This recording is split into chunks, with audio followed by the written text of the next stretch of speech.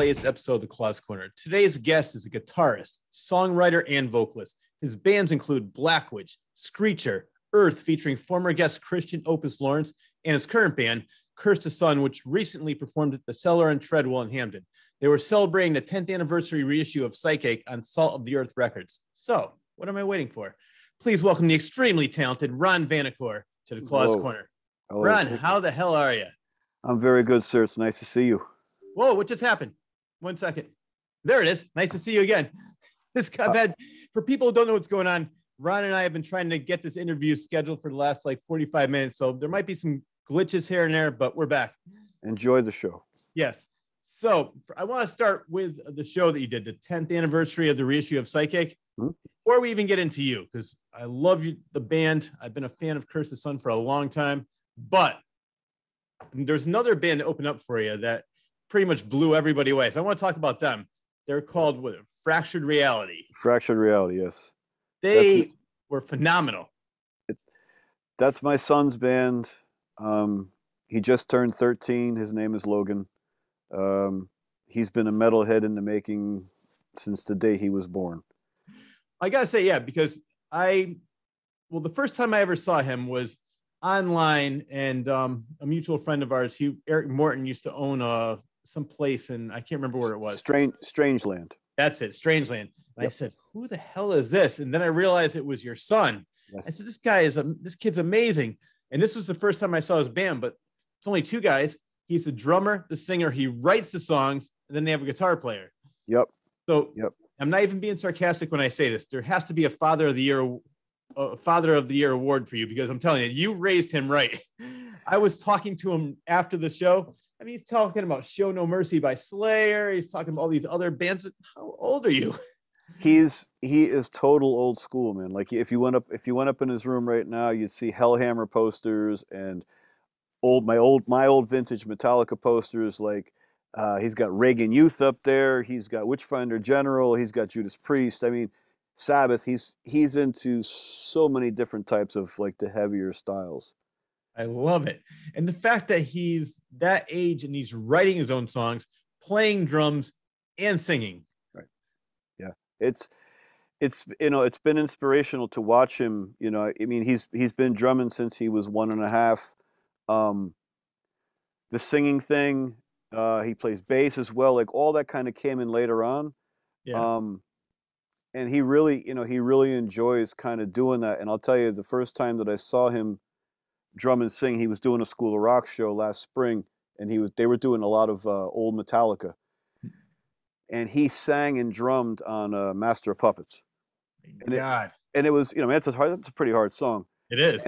And it was so inspiring to see him do that. And it was very odd for me, even momentarily, I think I even said this to you. I said momentarily, I was watching him, and just for the briefest of seconds, I felt like I was in some weird, quantum leap, different, dimension, because I felt like I was looking at myself, when I was 15, 16 years old. And it was just too much for my brain to handle. And I was like, whoa, this is crazy, but to see him get up there and crush, him and Sean, the guitar player, I mean, yeah, they're very like-minded.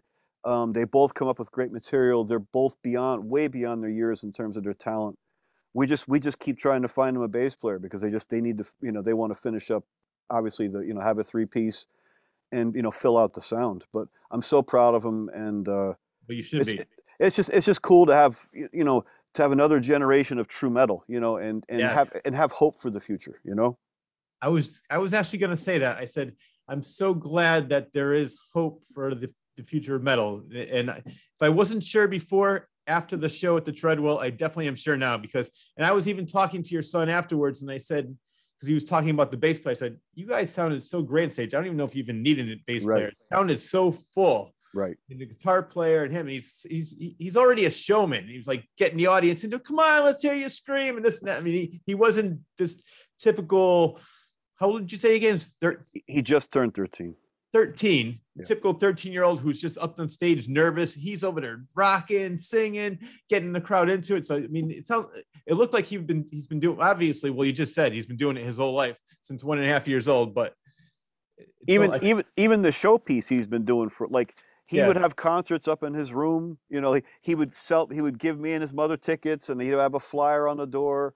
You know, he had a strobe light. He wanted a smoke machine for the longest time. I said, "You're not getting a smoke machine for your room."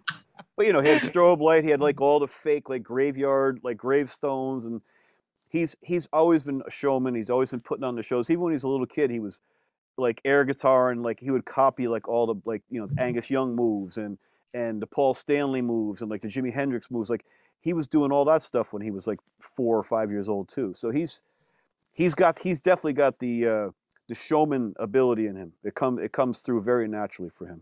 Now, is he self-taught or does he take lessons? Initially he was self-taught. I taught him somewhat, and then he took it from there. And then we started to bring him for lessons at School of Rock. I think he was about 5 years old when we started there. Well, the acorn does not fall far from the tree. Oh, So thank you. let's talk about you, because I've known you for a while. I think I remember the first time I met you. It was at Bear Path School in Hamden. Yep. Black Witch. You were in the band Black Witch, and Yep. I heard that first beat, and I just couldn't stop myself. I was going nuts. That was 1987, August of '87. Wow. Yep.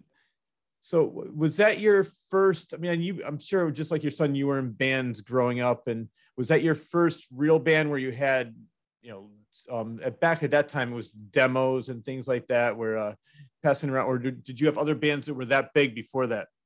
No, I had been in 2 other bands before that, but it was mostly like formative kind of stuff, like kind of getting it all together. Um, we never released any demos or anything like that.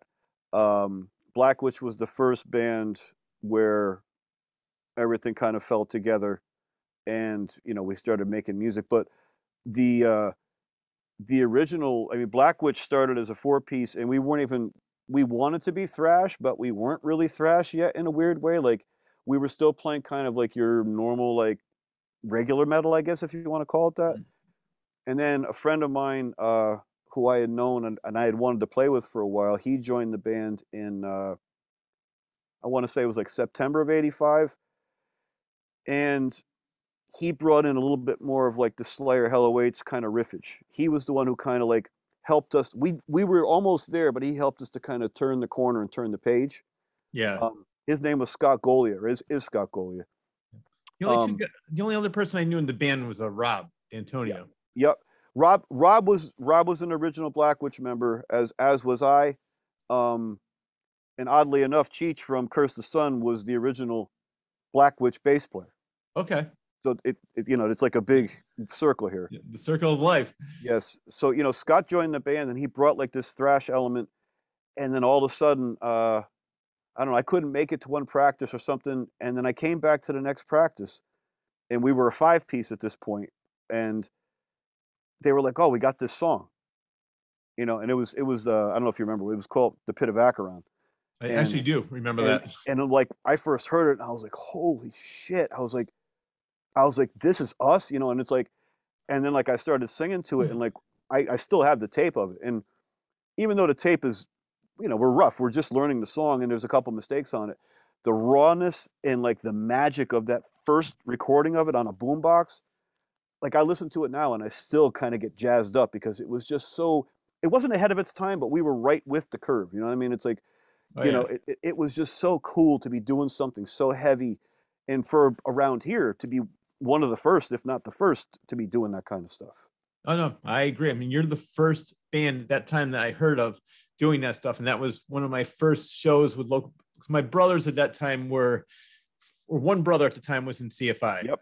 And then the other brother joined later. But then that's why I was, there's a great band, Black Witch, which we're going to talk about later. How I formed a band, and my first show was opening up for your band. Yes. But I want to talk about, so Black Witch lasted for how long? It had to be about what, good 4 or 5 years. Black Witch started in July of '85. The trio became like the known Black Witch really got going in January of '86. Yeah. And then the band kind of came to a halt, I want to say early fall of '89. Yeah. And by that point, you know, what had really happened was I felt that thrash was starting to kind of eat itself. You know, you were talking like the 5th or 6th generation of thrash bands at that point, you know. Yeah. and I felt like it was just becoming redundant. And whether it was the right choice or not, I kind of started to get away from it, and I was listening to a lot more Sabbath and a lot more Zeppelin, and I wanted to kind of go to something else because I felt like it was done, and you know, I mean, depending on how much detail you want to go into. I mean, losing Rob as part of the original trio, it was tough for us to ever really fully recover from that loss. Yeah. Um, I mean, the whole Screecher thing, it was okay, but things got kind of messy. Yeah. And I to this day, I wish that we had kept it, the three piece, because there was a magic. There was a magic within the three of us. We were all best friends. Like it wasn't, it wasn't like we showed up for practice and hey, how you doing? Like we were all like the best of friends with each other, and there was never any splitting. Like they would go out with each other and hang out, or like we were really. It was like the Three Musketeers, and we had a very, very magical chemistry that I think is what came through the most in the music and the performance. Hmm. And then once we started to kind of toy with that and mess with that with different variations, to me it never really lived up to what we had going, if you know what I mean. Well, do you want to talk about why did you go from Black Witch to Screecher? Because I know another former guest, Mike Z, joined the band. Yep. And then that's when I realized the name changed. What was the reason for that? Well, Mike had been a longtime manager for us. He had done extensively like awesome work for us. I mean, he started working with us, I want to say probably late December of 85, maybe the first week of 86. And we had decided that we were going to record a demo because that was the next logical step, Granted, I was only drumming for like 2 weeks, but we were like, yeah, we could do it. Why not? So I had called Mike on NHU to make like an announcement or something like that, and he's like, oh, I'd like to hear you guys. And so he came down to check us out, and he's like, I'd like to manage you guys. And Um, we were like, dude, that would be awesome. We don't know anything about any of this business, and he was DJing NHU. So, I mean, mhm. there was a lot of good stuff going on there. So for a while, it was the perfect relationship. Sometimes Mike would come up and jam with us on stage. He helped us out. He played backup on on the very on Tempting the Blade demo. He played backup guitar on a few songs because we recorded those first two demos live in the studio. Like those weren't done multi-track. That was basically like set up a bunch of mics and run the tape machine, and it was a live performance caught. So on a couple of the songs in the first demo, he played rhythm guitar to kind of fill it out. Um, so kind of speeding forward, it was I want to say it was probably fall of 87. Mhm. We had already we had secretly had a fourth member during the summer of 87, and things didn't really work out, another guitar player. And so Mike knew that, and Mike was like, well, what about if I try out? And so we tried it, and yeah, at first it was great, what I mean? Like there was like new electricity, and like, we could do like different guitar harmonies and like all sorts of cool stuff that we hadn't done before. Um, and then like with the Screecher thing and like the transition, Mike had said to me that, at this time we were negotiating, well, not negotiating, but we were at least talking to labels, some of the underground labels. And he had said that one of the biggest feedbacks he was getting was that they were kind of done with like the Satan thing, like the whole satanic kind of stuff. Yeah. I think at that time, I'm thinking Venom bands like that were starting to be on the downside. Yeah. Yeah. I mean, you're already at this point, you're already almost a year past Rain and Blood. You know what I mean? So, Yeah. you know, it, I can get it, but for me, it was like, that's what we were doing. Right. It was just part of what we were doing. Um, so he was like, you know, the name, the name kind of freaks him out too, as well as some of the song titles and that kind of stuff. I mean, what I will say first is never change the name of your band when you are super successful. Yes. Never, never. It's not a good idea. Mm-hmm. But I understood where he was coming from, so we went with it. We changed the name to Screecher. Um, he officially joined the band as a four-piece. Um, and we played a couple shows, some really big shows, some really good shows as a four-piece with him on guitar. And then we played UNH in December of '87.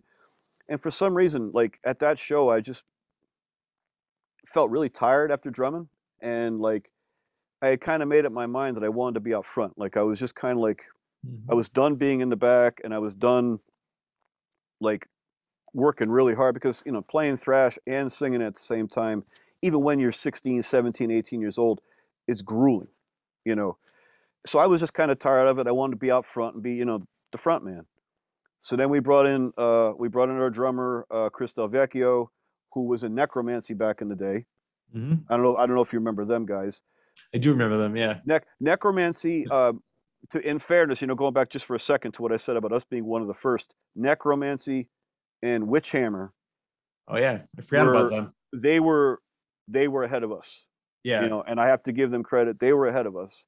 We were right behind them, but Necromancy and those guys, they were ahead of us. They were like the West Haven scene. Mm-hmm. So now jumping back, Chris joined the band. So we became now we went from a trio to a five-piece now. You know what I mean? So it's like, you see what I'm saying? Like we're getting farther and farther away from the basic, what I felt was the basic magic of the band. The trio, the three of us. Now, did the style of music change when No. everybody? No, not at all. No. It was just basically at that point, it was just a matter of getting everybody up to speed with the songs that we were going to be pushing out at that time. Yeah. No, we were total tried and true thrash. And we played, I want to say 3, 4, 5 shows as the five-piece, and most of those were, I mean, they were packed. They were packed. Like we were like about to explode. Well, I can tell you one show that was really packed was my first show when I formed RIP, and it was us, CFI, and you. And Disaster had a couple songs on there, but at the Brickenwood, New Haven. At the Brickenwood, yes. July 8th, 1980. I remember everything about it. It was so much fun. I jumped up on that stage with a straitjacket because we had a song called Mental Hospital, and I had so much fun. I don't even remember anything after. I just remember jumping up the stage, moshing around. So I do know why you wanted to be a front man. It's a lot of fun. It was, drumming was always fun, especially, that kind of stuff when you can really get that double bass going and the power, like, oh yeah, I really love drumming, but to be up front and to be able to really see everybody going nuts was like a whole difference maker, Oh yeah, I know that firsthand experience. So so we play in those shows as a five-piece, and at the same time, Mike is working the labels. We end up going and we get an interview with MCA Records. Wow. Actually, it was Mechanic, which was a subsidiary of MCA.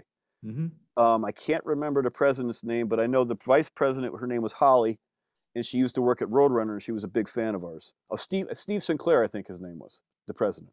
Okay. They had us into the office. We all took the subway in, right? And like we're like totally excited. We're like, dude, we're gonna make it, They bring us in, and they tell us, okay, well, we've already signed 2 bands.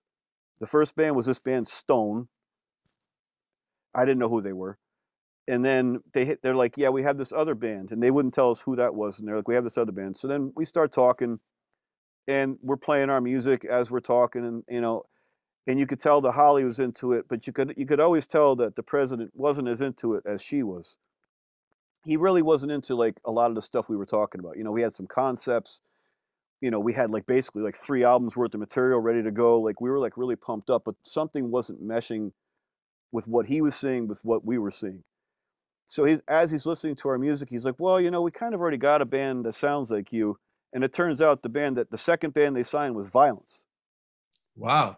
So he was kind of equating us with Violence, which I guess is a compliment, It is a compliment. I mean, I don't hear it. I don't hear the similarity. I'd say, especially the vocals. There's no way. Right. I mean, I love Violence just like you do. And I would never, ever compare Screecher or Black Witch to Violence at all. Yeah. So that was, yeah. That was, if he had taken us, we were going to be their 3rd signing. So it kind of got left in limbo, and then things got weird between Mike and myself for a little while. Mm-hmm. And then the split happened, and Mike left, and Rob went with him. Yeah, that was which Radium. that became Radium, correct. Yeah. And then all of a sudden you had Blackwitch and Radium, and then you had fans who kind of went to one, fans who kind of went to the other. Then there was other people who kind of felt stuck in the middle. It was a very strange dynamic. I wish to God that none of it had ever happened, because I felt like really none of us benefited from that. You Yeah. know, nobody really benefited from that, because really what you did was you just split the fan base in half. Yeah. You know, I was friends with everybody, and I actually played with your band, and I opened up for Radium too. So I was one of those people that I said, I get along with Mike, I get along with Rob. yeah. Ron's great. So it was, yeah, I definitely remember that whole scene, and I don't even know the whole story, and you don't have to say it, but I just remember there was some differences, and some people were taking sides. And I'm like, who cares? I kept saying, let's just have fun. It's like, Yeah. I went to your shows, I went to their shows, but yeah, I do remember that. It was, and it's too bad that it happened, like I said, because really it didn't help us. I don't Yeah. I don't think it helped Radium all that much. I mean, I know they had some success for a little while, but I mean, it's not like either one of us blew up. We were together. We were a much more of a powerful force. Mm-hmm. Split up, maybe not so much. But I mean, I look at all this stuff, Rich, as kind of like lessons learned. Things not to do again, things to do again. You kind of learn as you go along.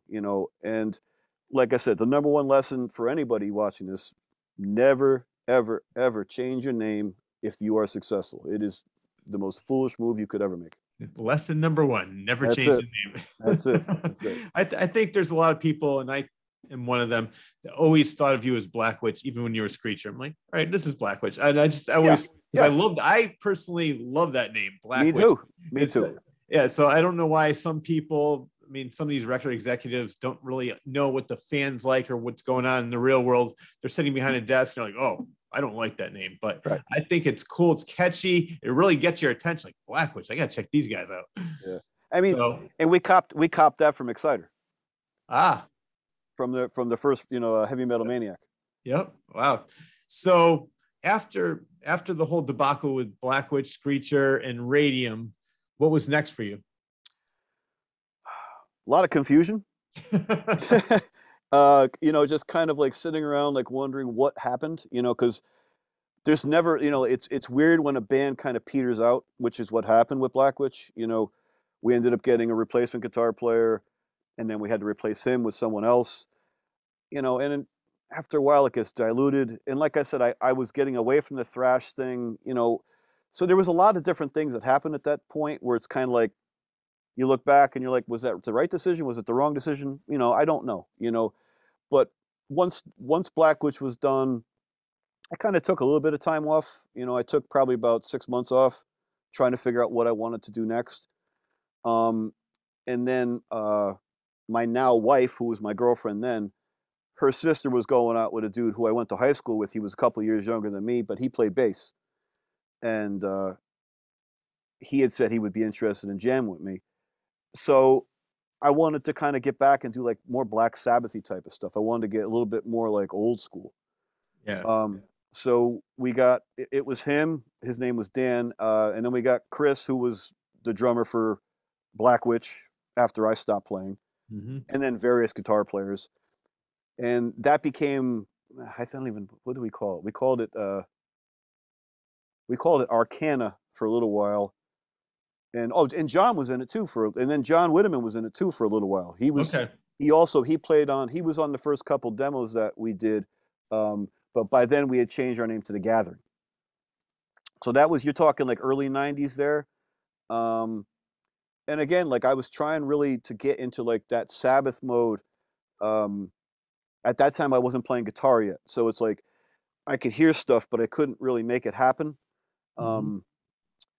Which I kind of wish I could have played guitar at that time, because it's like, like Sleep and a lot of those early, like Monster Magnet, a lot of those early like stoner doom bands were starting right in that early 90s time frame, and it's like I could have been on that wave, because I was into that at the time, but I just wasn't ready to kind of get there yet and do it the right way. Yeah. So The Gathering went on for from like 93 through like 96, somewhere in there, and we did a couple demos. It was Sabbathy meets Alice in Chains kind of stuff. um, very heavy singing, that kind of stuff. We made some really good music. We had some really good times. Um, and then I wanted to after at that again, I kind of got to a point where I felt like things were getting stagnant, and like that creative urge really wasn't getting met. And by this point now, I've started to play guitar. I started to play guitar towards the end of the gathering. So once I started to play guitar, it became a little bit easier for me to kind of dictate the Mhm. direction I wanted to go. I could kind of sit there and write riffs, even if they were somewhat prehistoric and caveman. I could still write riffs. And that's when I started to kind of think I wanted to get heavier again. I wanted to get a band that was as heavy as Black Witch, as close as I could get, to that kind. Not retro thrash, but just be really, really aggressively heavy again. But you Um, mentioned, I just want to stop you right there for a yeah, minute. go ahead. You mentioned like you wanted to go towards the Sabbath way. Was Sabbath always an influence even growing up, or was it more of the thrash bands, or was it both, a mixture of both? Uh, it was Sabbath first when I was really young. They Yeah. scared the shit out of me. Even the intro to War Pigs, I would hear it on like PLR, and I'd have it on like my little, AM radio, or the little clock radio, Yeah. and like just hearing the sirens, like, and I'm laying there in the dark, like it scared the piss out of me. But something about that when I was a kid, it really it excited me too. So I mean, no, I was into Sabbath, uh, Ozzy, Ozzy Osbourne obviously is a huge influence on me vocally. I looked at him on the cover of Circus magazine, tattoos, earrings, long hair, Randy Rhoads, the whole bit. I'm like, that's what I want to be. That's what I want to do with the rest of my life. The thrash thing came about, a little later on as I got into high school, and a friend of mine introduced me to the underground. And when I was in ninth grade, because he had like, back in the day when we used to cover our books with brown paper bags, right? Yes. And he used to have all the logos. He'd have Metallica, Slayer, Witchfinder General, Loudness, all these bands. And like me and a friend of mine, Rich Regan, we were all in the same shop together, and we'd look at his books. We'd be like, who are those bands? And he's like, you guys like metal? And he's like, but you don't know who these guys are? Yeah. And then all of a sudden he'd be like, you got to go down to Cutler's and get this and get this and get this. So I went down to Cutler's the very first time with my father, and I'll never forget it because my father is kind of was kind of a religious guy, and got really angry with the salesman. But I bought Witchfinder General, Friends of Hell. I bought Merciful Fate, Melissa, Yes. and I brought Welcome to Hell by Venom. And the salesman is like, yeah, rumor has it that Satan himself is going to produce the next Venom record. And my father's like in the background, like, you know. So that was my entrance into underground record buying, that kind of thing. So that's when the underground kind of took over for me. And I would say by like 85, like I had been into Crew and Wasp, Yeah. Priest, Maiden, all that kind of good stuff. But once like 85, the summer of 85 kind of hit, man. It was Celtic Frost, it was Destruction, it was Slayer, it was Venom, it was Exciter, like, and it pretty much stayed like that for at least 2 or 3 years. Well, it's funny because you and I have a very similar experience for intro into the metal. Because for me, I live in the Waterbury Wolcott area, so it was Phoenix Records and Brass City Records. Yep. And I would go to Cutler's every once in a while, but for there, like the Professor was his Yep. name. He used to be a former I teacher. remember him. Yeah, he's the best. I still see him every once in a while. The guy's hilarious. He does everything online now. But he would say, you know what I love about that? Because now I had a discussion with somebody about this. I said, young kids don't know what they're missing, because I used to love taking a whole Saturday, spending at Phoenix Records. Instead of like on Amazon, you buy something. If you like this, you might like this. What I did was I'd pick up a record. Like somebody else would say, oh, you got to hear this. And we'd look at the cover and say, this looks really cool. I want to listen to this. And then that would lead me into all these other bands. And that's how that was my intro into the whole metal scene. You named a lot of the bands that I would start to buy in the mid 80s. And wasn't that magical though? Yes. Being able to walk into the store, right? That smell, right? I love it. And sit there and just leaf through the records, right? And like you said, we didn't have a lot of advanced, like, there was no leaks, right? There was no internet. So you were buying a lot of records just based on the cover. Yes. I mean, I know I did. Me and my too. friends would go in there and we'd be like, oh my God. And sometimes you'd buy something with the most badass cover and it would suck. Oh, yeah. But then, a lot of the times you'd hit and you'd be like, all right, you know what I mean? but like you said, it kind of led you down another path. What really helped me to kind of like really branch out in terms of the bands that I was exposed to was NHU. Listen to WNHU on Saturday nights back in the day with Pete Sotir. You know, I'm talking even before Mike came in. Like Pete Sotir, Rob Scarvellis, Brian Freeman. Like you're talking like 1983, 84. Yeah. I mean, that's how me and my friends spent our evenings, man. We would sit there and listen to that from like 4 o'clock. I think it was 4 o'clock in the afternoon, 5 o'clock in the afternoon to like 2 or 3 in the morning. And we would listen to that every Saturday. We would tape stuff, and all those bands that you would hear, like if we liked that stuff, we'd go out and find that stuff immediately, and there were so many bands to be found. There were so many good things happening at that time. Yeah. And I also love the fact that there was, to me, maybe you can correct me if I'm wrong, but it seems like there was a lot more venues for bands like that, such as Sneakers in Brantford. You had the Brick and Wood, you had the Anthrax in Norwalk, you had the Night Shift in Naugatuck. I mean, there was so many great clubs and all these big bands like Celtic Frost. I saw Brantford, I saw King Diamond with Blessed Death and Megadeth. I remember this so clearly. Dave Mustaine said, it's a new song. The album's not released yet. It's called Peace Sells, But Who's Buying? It was still on the first album. That new album, Peace Sells, But Who's Buying, didn't even come out yet. He just got kicked out of Metallica in 86, I think it was. So there were so many great bands coming through. Now it seems like, I love Cellar on Treadwell. We're going to talk about that later. But that's like one venue that I could think of that still has live music with original music. A lot of bars we want cover songs. We want people to get drunk and, dance around to something they're familiar with. It seems like back then it was just like, all right, play what you want, and they gave you a lot more freedom. Is that true? You know what it was? I think there's a lot of things mixed in there. I think people were more into the art of it to begin with, right? I mean, money's always played a piece in it. Let's not kid ourselves, right? Money's always played a piece in it. But I do think that people gave a shit more about art and things like that back then. And you had venues to play. I'm thinking, you mentioned a bunch of them. I mean, Sneakers, man. I love that place. It's funny, that place for me only existed from like spring of 86 to the end of the summer of 86. We played there 5 times in 2 months, right? We played there between May and June. We played there 5 times. And the last time we played was opening for Celtic Frost and Voivod. And to this day, again, you brought up my son before, like I tell him all these stories. Like, I'm like, I met these dudes, man. It's like I met them, I talked to them, and sometimes it's, they always say be careful of meeting your heroes, things like that. Tom Warrior was so nice. I expected this mountain of, like on the back of the record, he looked like he was like 6'5" and like he'd eat your face, you know what I mean? And I met him, and he was a little bit shorter than me, and he was skinnier than I was, and I was like a rail at that point. So it's like he was a little dude. and I remember saying to him when I met him, Mike told him, he said, yeah, Ron's opening up for you tonight.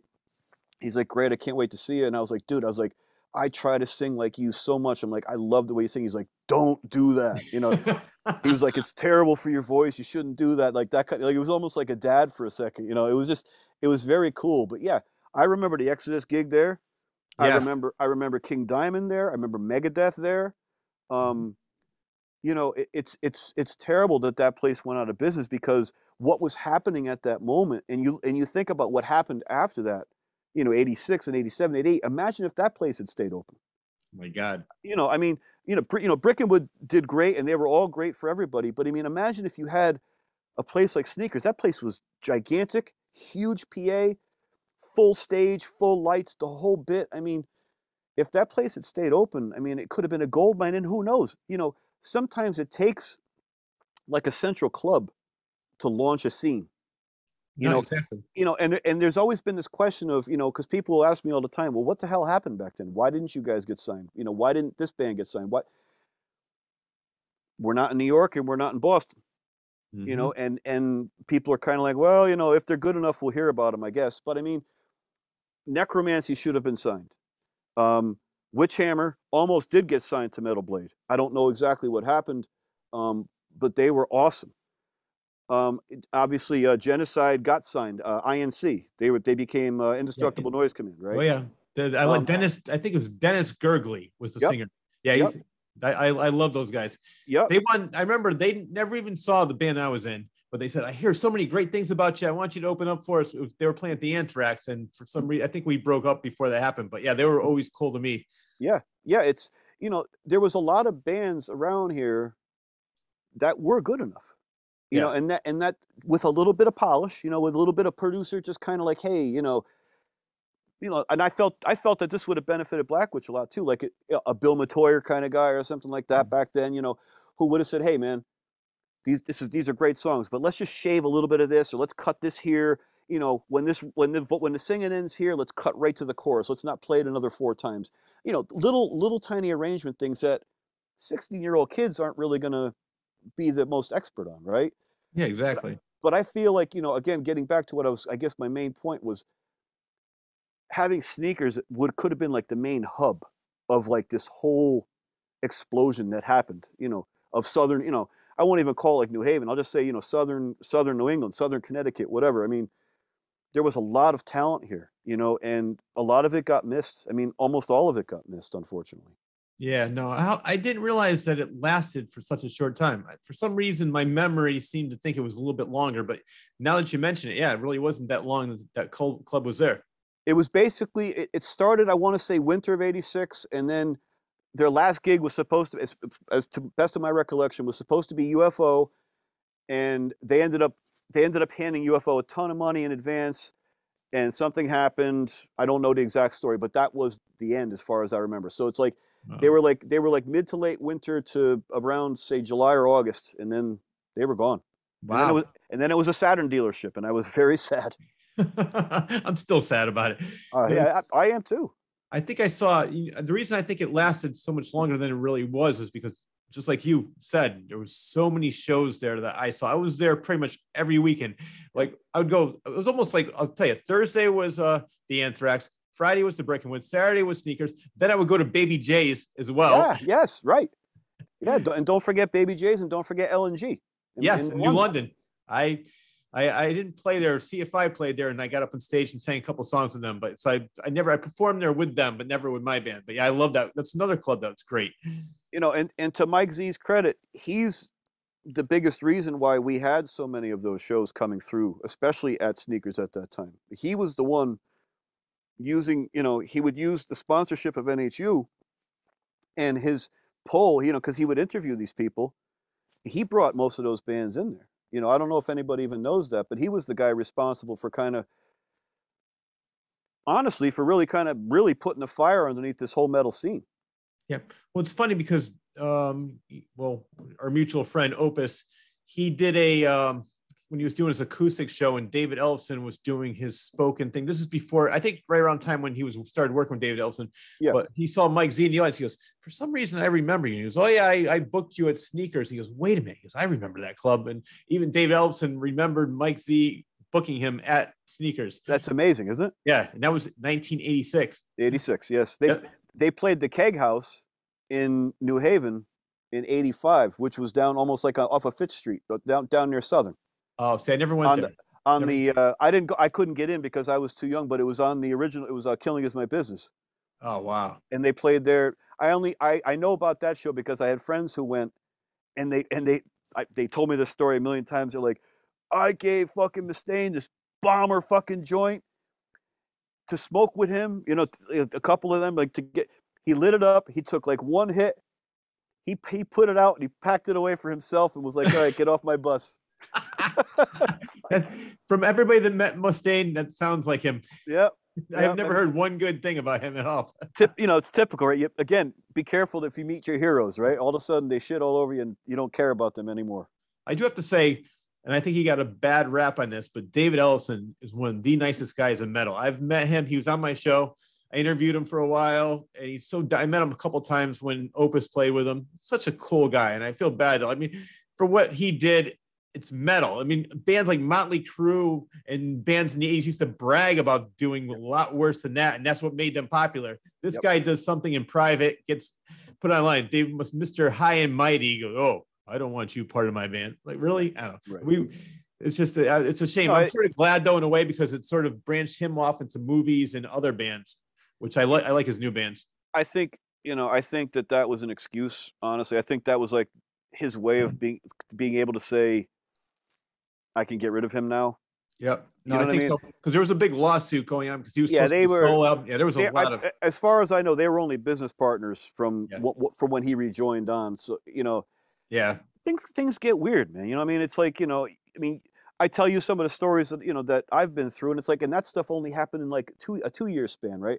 Think about exactly. like this career that's been going on since 1985. It's like, what kind of history do these guys have? I mean, they've seen the worst and the best of each other multiple times. I mean, being with members of a band for a prolonged period of time is not an easy thing to do. Yeah. Well, I think the best example of that is Some Kind of Monster. Anybody who watches that say, you guys are a bunch of babies. That's the impression I got of Metallica at that time. I know But they're it but definitely it but it matured. but it also kind of tells you like where your mind starts to go, right? I Yeah. mean, you've achieved the success that you never thought you would achieve. You've done everything that you ever dreamed of doing. It all happened for you, yet you're still not happy. Yeah. And that shows a lot. I mean, to me as a therapist, I mean, I can kind of understand, what they were going through and things like that. I think the guy that was working with them was a scam artist, in my opinion. I think he was just trying to glom on. But I Yeah. mean, to see like these dudes who like they've been friends or at least business partners for so long, but they hate each other or they can't take they can't take it anymore. They can't take the quirks and the small things about it's like being married. It's like you're married to 3 or 4 other guys or whatever it is in your band. You're voluntarily in this relationship, but you're dealing with just so many different characteristics and dynamics. I mean, it's not easy. Yeah. That's why I think, I mean, I'm not sure if you're a fan of them or not, but one of my favorite bands is Rush. And I've seen several of their documentaries. They are were the, I mean, unfortunately Neil's dead now, but Right. the classiest guys were. They were friends since high school, and they Right. still were the best of friends 40 years later. And they waited. I didn't realize that they had their reunion at the Hartford Civic Center because they waited for Neil Peart to come back because his wife died, his daughter died, and he just took off Yes. on his motorcycle for years. And even in the documentary, Alex and Geddy Lee said, we really weren't sure how we were going to survive, but we had to wait for Neil. And I had so much respect for that. And there was and they just like have so much fun. You can tell that they're just, I mean, Neil is very private. He doesn't like, he goes, I feel bad because everybody thinks I'm standoffish. And he goes, I just can't imagine ever wanting to meet my idols. And that's just how I am. But Geddy Lee and Alex Leisner just joke around and meet the fans. So that's like one band I can think of that never had any kind of controversy. I would agree. Yes. And I think that like having something like that and having it last that long is special. I mean, to have 3 guys that knew each other that long, understood each other, could put up with each other, and could still stay friends. I mean, Yeah. that says a lot. That Yeah. says a lot because, I mean, most bands, I mean, at least back in our day, right? Most bands started when these guys were young, right? Mm-hmm. And you're kind of a different person when you're young than maybe that you are than when you're in your late 20s or your early 30s or your mid 40s. Like, but to be able to kind of last that, be able to kind of live through those ups and downs with the same 3 guys, not easy to do. Yeah. Yeah. Now, you mentioned you opened up for Celtic Frost. Who are some of the other bands that you opened up? I thought you opened up for some pretty big bands back in those days. We did. We opened up Celtic Frost and Voivod was the very first time we opened up for anybody substantial. That's a good Uh, start. I mean, considering that, I mean, Voivod, I liked, but Celtic Frost were like, I mean, Yeah. I loved them. Like, they were another band that when I first heard Dance Macabre off of Morbid Tales, Yes. that scared the shit out of me. Like, I was, I mean, I'm 15 years old, right? But I still like, I allow myself to get creeped out, and it creeped me out, So it's like to play with them was just magic, We played with then the following year we played with Creator Wow. in Voivod. Voivod, this time Voivod was the headliner, and Creator was the opener. Creator was, it technically wasn't the Pleasure to Kill tour, it was the Flag of Hate tour, Mm-hmm. but essentially it was Pleasure to Kill.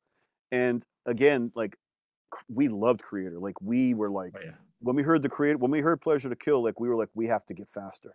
Like, that was the first thing we said to each other. And when we practiced for that particular gig, we were like, we're going to play faster than them. We're going to beat them. We're going to out thrash them. I love And it. and we definitely tried our best to play as fast as humanly possible, like, but still have the content of the song. My best memory of that show was when we sound checked. I looked out and like almost all the members of both bands were sitting out there watching a sound check. And when we were playing, I looked over, and my friend who came with us, like he was like our roadie, he's standing there drunk, drinking all of our beer. And on one side of him is Snake, and on the other side of him is Millie. And they're both like looking and like, you know, kind of banging their heads and getting into it. And I'm like, I think I'm like 17 at that point, dude. I mean, I'm like, pinch me. I'm like, is this fucking real? It's like I'm really playing with these dudes, you know? Wow. And Voivod remembered who we were from the year before. Really? Wow. Yeah, That's Away comes up to me. He comes up to me at the show and he says, "Drummer singer?" You know, I'm not doing a good French accent, French Canadian, but he drummer singer, and I'm just like, "Yeah, man." I'm like, "You remember me?" And he's like, "Yeah, Black Witch." And I was like, "Yeah," like that right there. It's like, you know, I could have died right there and just been like, "I'm yeah. happy," you know. It's like that's a drop the mic moment. Boom. Yes, All right, I'm out of here. Goodbye. Yes. And then stage left. And then we did our very first show as Screecher. We opened for Nuclear Assault. Wow, that's I used to love those guys. That was at Baby J's, and I think that was on the Game Over tour, if I remember correctly. I did see that one. Now that you mentioned, I forgot all about that because I did. It was see mobbed. That place was packed. Oh yeah, I'm sure I left there bruised from all the moshing and stage diving. Yeah, that's a great show. Those were, I think that's it for Black Witch in like that era. We did open for. This was a funny one. The second to last Black Witch show ever, you know, so you're talking like Black Witch, like Mark, like 5, you know, version 5 or whatever. Yeah. We opened for Nitro. Do you remember Nitro? I remember the name, but I'm trying to think of the music. Jim Gillette with the hair like this. He had the ads. He had the ads in the magazines. He could shatter glasses with his vocals. Yes. And then you had Michelangelo Batteo, who played the 2 guitars. He was ambidextrous. Yep. They were like a total hair band, poser band. I don't even know how we got put on the bill with them. That's funny. All I know is there was flyers all over the Brickenwood, right, with them and like their hairspray and everything. And we went up there and we played our set, and people actually liked it, which was impressive. And then they come out with no hairspray. Now I don't know if it was because of what we did or had they not been going out with no hairspray like the whole tour, but it was kind of odd for them to come out with no hairspray. And that was the very first time I ever heard sampling, because he had a lot of his backup vocals and harmonies and higher vocals, they were all sampled. And like at first I didn't know what that was, you know, like it was sound check, and I'm like, the dude's not even on stage. Like, what has he got, a wireless? And they're like, "No, dude, it's just a button." And I was like, huh, okay. It explains why he's so good or why he can sing so long. But I think, unless I'm forgetting somebody big, I think that's it in terms of who we opened for back in those days.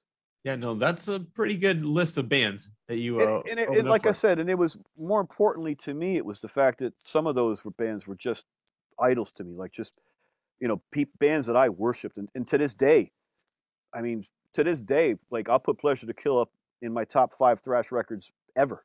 You know, I mean, I think it's the best. I mean, I love it. Oh yeah, me too. And they still sound great.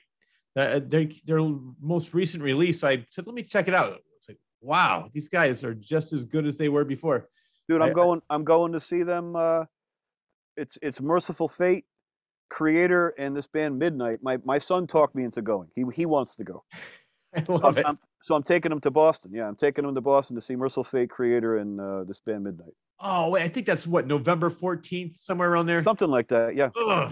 Yeah, no, I saw that and I said I got to go, but I have other plans that night. Like, oh, I couldn't get out of it. It was something I bought tickets for. So I was hoping they were going to play somewhere else, because I saw King Diamond. I don't know how many times. I saw Merciful Fate probably 3 or 4 times when they reformed back in 92, 93, somewhere around there, maybe a little bit later, but they played at Toad's Place. And I love both bands. I love King Diamond. What I love about King Diamond was like the albums that are more stories, like Abigail has that. I'd always say to people that would make such a great movie. I love the story. I love the story albums, but the music in general, and just he's like all-time best vocalist. You can go from the theatrics, growls, the theatrics, the presentation. You know, the back then the over-the-top Satanism, like, you know, like, I mean, you know, from what I know from back then, I know he's not Satanist anymore, but I believe that back then he truly did. He was one of the only ones that truly believed the stuff that he was writing. You know, I mean, you know, a lot of them bands, they're just doing it for shock value. They're doing it for fun. You know what I mean? Yeah.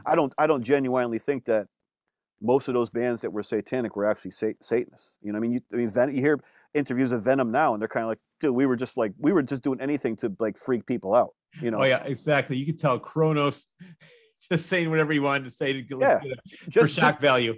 Just to get a rise out of people, but it worked, Exactly. right? I mean, it worked because it's like, you put pentagrams on everything, and fuck God, and you put, upside down crosses, and all Yep. this other crazy stuff that they did.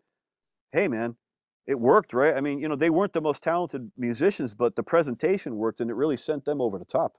Oh, yeah, definitely. As you mentioned, because I've heard many interviews with King Diamond, and he really did believe all that. But he's one of the most down to earth, nicest people in the world. I remember I saw him in New York one time, and he lost his voice. He used to have his wife come out on stage and do the high parts, and he said, "You know what? I feel bad."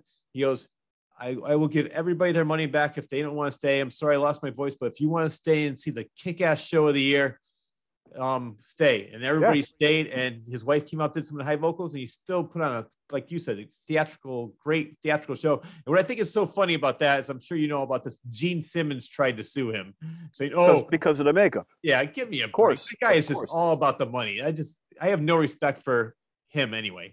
Well, how much money does he need? And really, exactly. And really, is King Diamond or Merciful Fate a threat to Kiss commercially? No, not at all. Well, another one, I think it's Destroyer 2. He's going like this, and he was trying to take credit from Ryan James Dio, because Ryan James Dio obviously made this popular. Yeah. Oh no, I'm new. It's like, you're always the first one to do something. Shut up. Yeah. And if you look, there's actually a picture of Geezer Butler from like I don't know, it's probably like 69, 70. He's doing this. Yep, that's right. Funny. Yep. And then from what I've read, the band Coven was even doing it before them. Yep. So it's who knows, right? I mean, there's the one thing you can say is you don't really know exactly who did it first, but the thing you can say is who made it famous. Well, that's it's I just saw a documentary. I saw a documentary on Dio not too long ago. It was last week or the week before, and he said it was all because like his grandmother used to do that to ward off evil spirits. And he said Ozzy was doing this peace, and he goes, when he got into Black Sabbath, he goes, I got to do something to make myself away from that whole Ozzy thing. So he started doing that, and he says, I'm looking in the crowd, everybody's going like this to me, and it just caught on. So he wasn't even trying to start, he was just trying to become himself and do something different than Ozzy was doing, because those are some big shoes to fill. And but look at what he did though, right? I love that version of Sabbath. I love the Heaven and Hell album, Mob Rules. Just Dude, Mob Rules to me, I mean, I'm a diehard first 6 Sabbath album guy, right? But Mob Rules to me is, that album is so fucking evil. Yes. I mean, you'll talk to a lot of people and they'll say Heaven and Hell is the better record. I don't agree. I think Heaven and Hell is a good first side, but in terms of an overall package, Mob Rules to me is when they finally really settled into each other. And to me, there's just an undertone of evil to that record that you can't really put your finger on, but it's just there, Yeah. No, I wish I saw them on that tour. I wasn't allowed to go to shows yet, but I missed that show by about 6 months. But man, that's one show. That show and seeing Randy Rhoads are like the two that I really regret the most. Not seeing Randy Rhoads, I should say. Yeah, I never saw him either, and I saw Sabbath during the Dehumanizer days when they reformed in the 90s. So I never saw Sabbath. I never saw Dio with Sabbath until later on when he reformed for the first time. But yeah, I love that era of Sabbath. I believe, absolutely, just like you, love the Ozzy era. And I know it was originally only supposed to be a solo album, but there was I saw a documentary on this. But the Born Again, I like the Ian Gillan album, Born Again. I'm into it. Yeah, it's great. Yeah, what happened was he wanted to do a solo album. Because Ian Gillan's Deep Purple, this and that. He goes, but Don Arden, who was Sharon Osbourne's father, I guess Sharon was in such a big war. She was going to all the arenas saying, if you want Ozzy, you better not have Sabbath here. So they had this big thing. He goes, we're not going to do a solo album. We're going to come out with a Sabbath album. It was like a big war between Don and his own daughter. Yep. And that's why that was a Black Sabbath, because everybody said, this isn't even Sabbath. But I personally, it's a one album with Ian Gillan. Ian Gillan's a great singer. I love his work. And I think I like the songs. I saw that tour. Oh, really? Yeah, me too. And they were so awesome. It was so loud. Yes. There was so much dry ice. Like it was like it was mystical. You know, I had never seen Sabbath before in any incarnation at that point. So that was my first experience with any type of Black Sabbath, seeing that gig.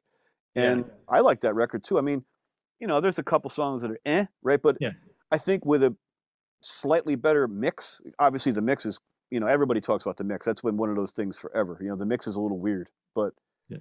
you know, if you souped up that mix just a little bit, I mean, Disturbing the Priest, Zero the Trash. Hero, Trashed, you know, Digital Bitch is pretty rocking, right? Yes. That's supposedly that's written about Sharon. It is. And I didn't know that till about 3 or 4 years ago. And it's like, you know, when I'm a kid, I'm singing the lyrics, you know, I'm not putting it together. And it's like, then you reread the lyrics now and you're like, oh, I get it. They were shitting on Sharon and Ozzy, you know. Yes.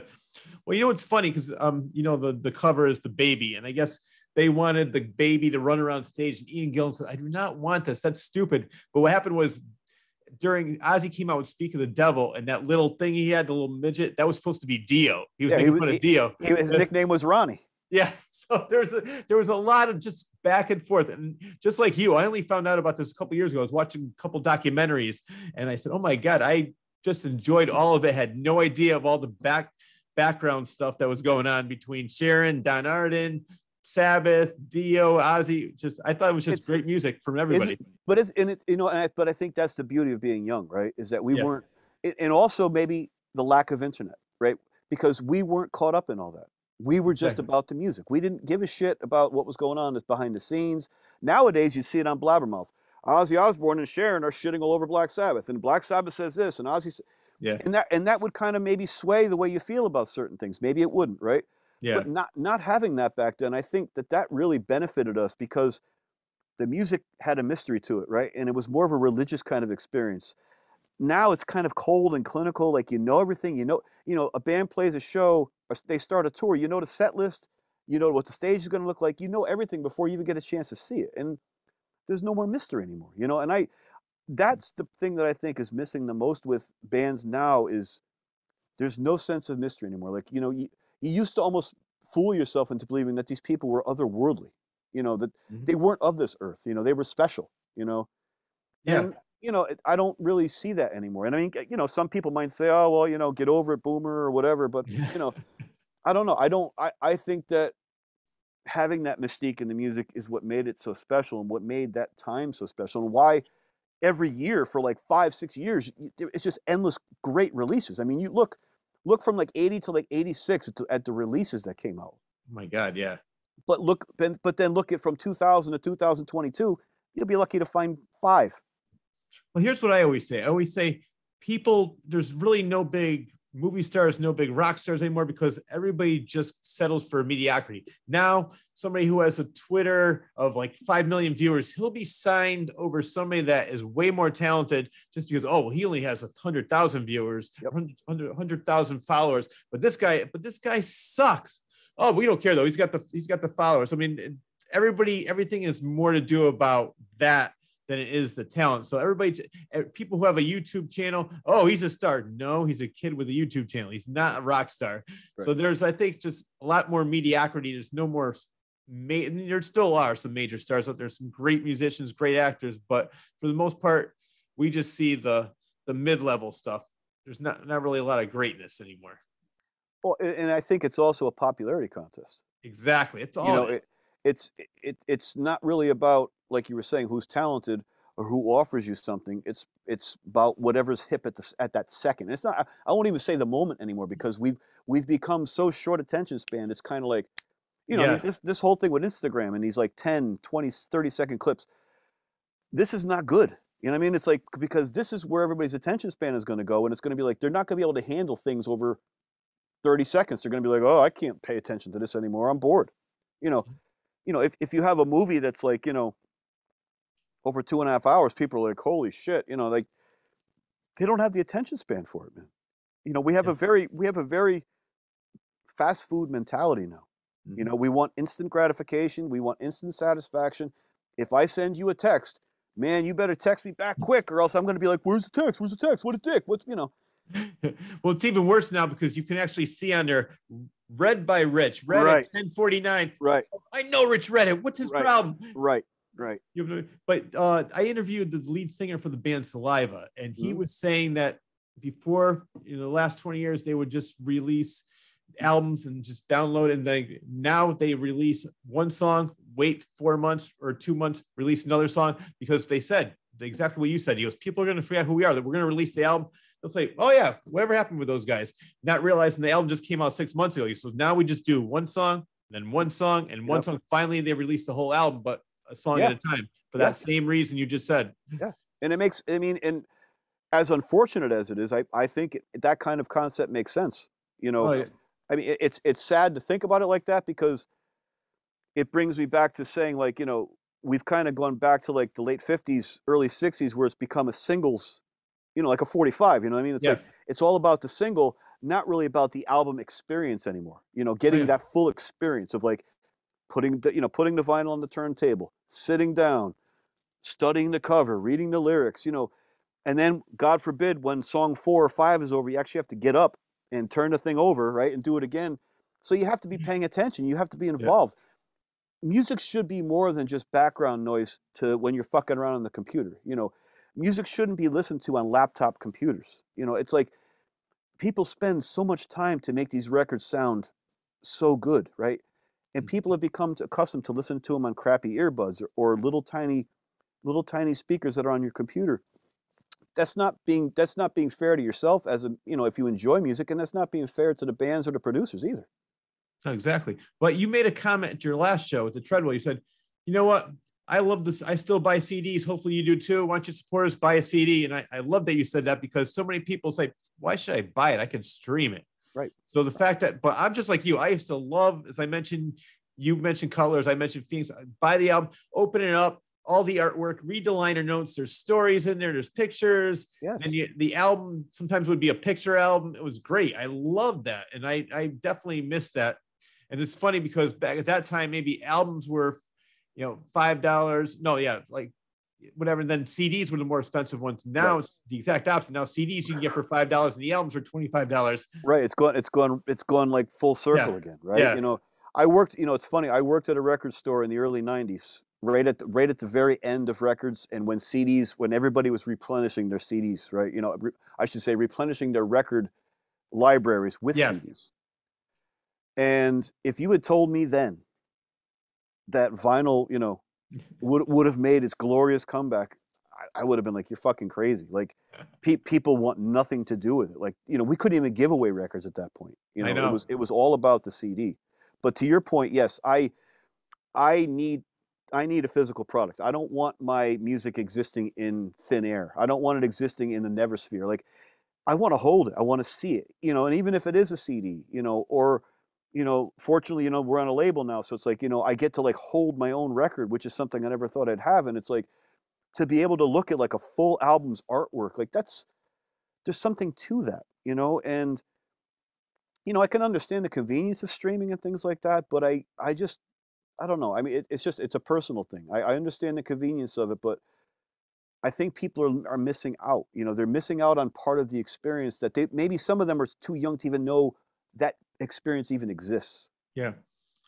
Well, I work with a lot of young people. When I explain to them exactly what we're talking about, they said, that's weird. You actually had to, and they can't understand the concept of actually going there, looking through all the records and wanting to buy that. Like, because they have no memory of that at all. They're 20 years old and maybe they just have no idea what they're missing. Right. But I want to talk about, I want to get back to Sabbath, because you mentioned you're a big Sabbath fan. You were in a band called Earth, which was a Sabbath tribute band, which is still around, but you're the original singer. Yep. How'd that come all about? At that time, I was in an original band called Sid Christmas, which is the band that I told you was going to be the heavy band, kind of getting back to like the Black Witch roots. Like that was my late 90s kind of like attempt at like more modern metal. And I was doing that band, really enjoying that. And Opus was at that time doing Gargantua Soul, and he knew that I was into Sabbath and stuff. And he was like, hey, he's like, would you ever be into trying, maybe just trying to see what it'd be like if we jammed and, what it would sound like, And I said, yeah, I think this was probably about 99. Mm-hmm. And he's like, all right, well, I got a guitar player and I got a bass player. He's like, just show up and, we'll do it. And I showed up at this practice hall, and Brendan Keefe, who was in Chris' Son for a long time, he was the bass player. And the guitar player was this dude named Fester. And we got on immediately, and it sounded like Sabbath. I mean, Oh yeah. you know, we always said from the beginning, we were not trying to look like them. We didn't care about that. That wasn't important to us. We actually thought it was pretty cheesy. So we all agreed, if we're not going to try to look like them, then we got to sound like just like them. And you know, we did a pretty good job. You know, I have a lot of bootlegs, you know, and there's certain songs where I'm like, damn, I'm like, that's really close. It's like we really got close sometimes, you know. Yeah. And that band was a lot of fun. You know, we did that for quite a while. We eventually ended up losing Fester as a guitar player, and you know, we broke up, and then we came back, and we had Vakel James play guitar for a stretch. Jimmy Bell played with us for a little while. I didn't realize that. He was another Yeah, guest on this show. yeah. Jimmy Bell played with us. I want to say it was probably about a year. That was around the end of my time. Yeah. I think I ended up stopping with them guys. I want to say it was probably 2013. Yeah. Somewhere in there. It was a lot of fun. I just got tired. I just got tired of doing it, you know. And honestly, there was a lot of disappointment in me when we would go and we would play bigger shows, and I was pushing for us to play deep cuts, you know, because that's what I'm about, is deep cuts. Yeah. And we would play some deep cuts, and you get looks like people didn't know what the fucking song was, and I'm like, dude, you're at a fucking Sabbath show, but you don't know what I'm playing. It was like Lord of this World or something, and it's like, you know, and it kind of pissed me off because I'm like, all right, so everybody's more into like, they want PLR Sabbath, you know, they want War Pigs, they want Paranoid, they want this, they want Fairies Wear Boots, and I didn't really want to do that anymore. You know, I was just kind of tired of it. Yeah, I don't blame you. Now, were you strictly Ozzy Sabbath? Yes. Yep. Yeah, I can't sing Dio. I wish that I could. Like Dio and Rob Halford, for example, are two of they are metal. Like those are metal voices. Like those, if I had to, the Mount Rushmore of metal, those are two guys. I can't sing like that. I've always tried, but I can't. My voice is always gravitated more towards the Ozzy, you know, kind of the higher pitched kind of stuff. Mm-hmm. So yeah, I've always just done the Ozzy stuff. I can't sing the Dio stuff. Yeah. Well, as far as I know, because I've seen them several times with Ray, I think they're strictly Ozzy Sabbath as well. They don't veer off from the Ozzy years. No, but and that's you're right about that. But the funny thing is that Ray does a really good Dio. Yeah, he's in another band called, I think, Children of the Sea or something like that. Yeah. Yep. So that's more of a Dio tribute to the Sabbath years, which is really good. I've seen them too. Yeah. He nails, like when I originally heard Ray sing, it was on Facebook or whatever, and he was doing Dio, and he did some Iron Maiden, some Bruce Dickinson Iron Maiden, and I was like, damn, like, you know, that dude's got pipes, man. You know, so when Opus told me he was going to be the guy to replace me, I was like, well, you know, that's a good choice. This guy can sing. Oh, definitely. I agree with you. Now they're touring all over the world. Did you have a chance to do that with them at that time? No, we just toured all over Connecticut and all over every shithole in New England. We played everywhere, man. We played so many shows at so many places that aren't even around anymore. I couldn't even tell you like probably 3/4 of the places we played. Did you ever play the Sting, New Britain? I played it with The Gathering, my original band. I never played it with any cover band though. The reason I'm asking, because in the 92, I started working at WHCN, which is now The River. Yep. 106, 105.9. But at that time, they were a sponsor the Sting was a sponsor for HCN. So they used to have all these, but the big thing then was Tribute Thursday, Tribute Tuesday. Tribute bands were a really big thing. They were just starting to become really popular around that time. That's why I was wondering if you guys, because I know you were, now, would you start in the band 99 though? 99, yeah. Okay. So but you're right though. Tribute bands, early 90s, that's when that all was taken off. Like I don't know, like, you know, if you've ever seen that movie Rockstar with I did. So I've always found that one kind of funny because they like to kind of like take times and like push them together. Yeah. Like there was no tribute bands in the 80s. Like you only went to see the real thing. Like nobody even thought about doing a tribute. You might be in a cover band, but no tribute bands, you know? So it's like, you know, that movie has a lot of things wrong with it. It has a lot of things cool about it, but that was one of the things I was kind of like, there was no tribute bands back then, dude. Well, it's funny because I'm sure you know this. It's supposed to be about Rob Halford, the Judas Yeah, Priest, and was it? loosely. Yeah, was it Ripper Owens? Yeah. Was that the guy? Yeah. Yep. Which he's another great singer, Ripper Owens. Yes. Rob, as you mentioned, Rob Halford's one of my favorite vocalists. But if you had to have somebody replace him for a little while, he was a good replacement. But well, in a band like that, they were in a bad spot because how do you find somebody to replace that kind of voice? I know, right? And to do it even and to be able to go out there and convince yourself that you can pull this off. I mean, they had to find somebody that could handle at least that type of range, right, and get that type of scream. I do think he lacks a little bit of what Halford had in charisma. exactly. Maybe not so much anymore. Rob Halford's older now, and he just kind of stands there. But back then, he was up there kind of conducting, and he would be a showman. Come out in his Harley with the whip. Man, yeah, the whole thing. It's funny. I'm going to see them tomorrow night. Really? Was that the Oakdale? Yes, and what's even funnier is that I think it was either Sunday or Monday was the 40th anniversary of my very first metal concert, which was Judas Priest with Iron Maiden opening. So, you saw that one? Yeah, that was 82, I think, right? 82, yes. So it's like I'm seeing them almost on the exact 40th anniversary of when I saw them when I was a kid. So, and I'm going with my son, which makes it even more important and special. I love it. Yeah, my first time I saw Priest was on Defenders of the Faith tour. That was a great show too. That was a great show. I remember I was there for that one. Yep. But I remember that on the radio. I said, "Oh my," because that's when Iron Maiden just came out with Number of the Beast. It's, I want to see this. I would love that album. Yep. And they were brand new. I mean, not Iron Maiden, but not Judas Priest. Iron Maiden was brand new to the States. Yes. I didn't know about the Diano years yet, which I love the Diano years. Yeah, I didn't either. And honestly, when I went to that show, I went as a Maiden fan. Yes. But when I left, I was a Priest fan. I love it. I mean, Priest. I caught a contact high when I was there. I didn't even know what a contact high was. I didn't do anything back then, but I just knew that I was sitting there and I felt kind of strange and I felt kind of sleepy and I couldn't figure out what the hell was going on. I was like, why does everything seem so different? That's funny. I'm watching KK Downing up on that giant ramp, and he's up there clapping his hands, and I'm like, this is the coolest fucking thing ever, And I went home and the next day, I bought everything that they did. Oh yeah. That's exactly what I did first time I saw Priest. I said, "Oh my God, I went and got Point of Entry, all the albums." Yep. Heading out to the Highway out, everything that was they had, and I love all their stuff. And there's still, I mean, I guess who's in the band now? I didn't think KK left.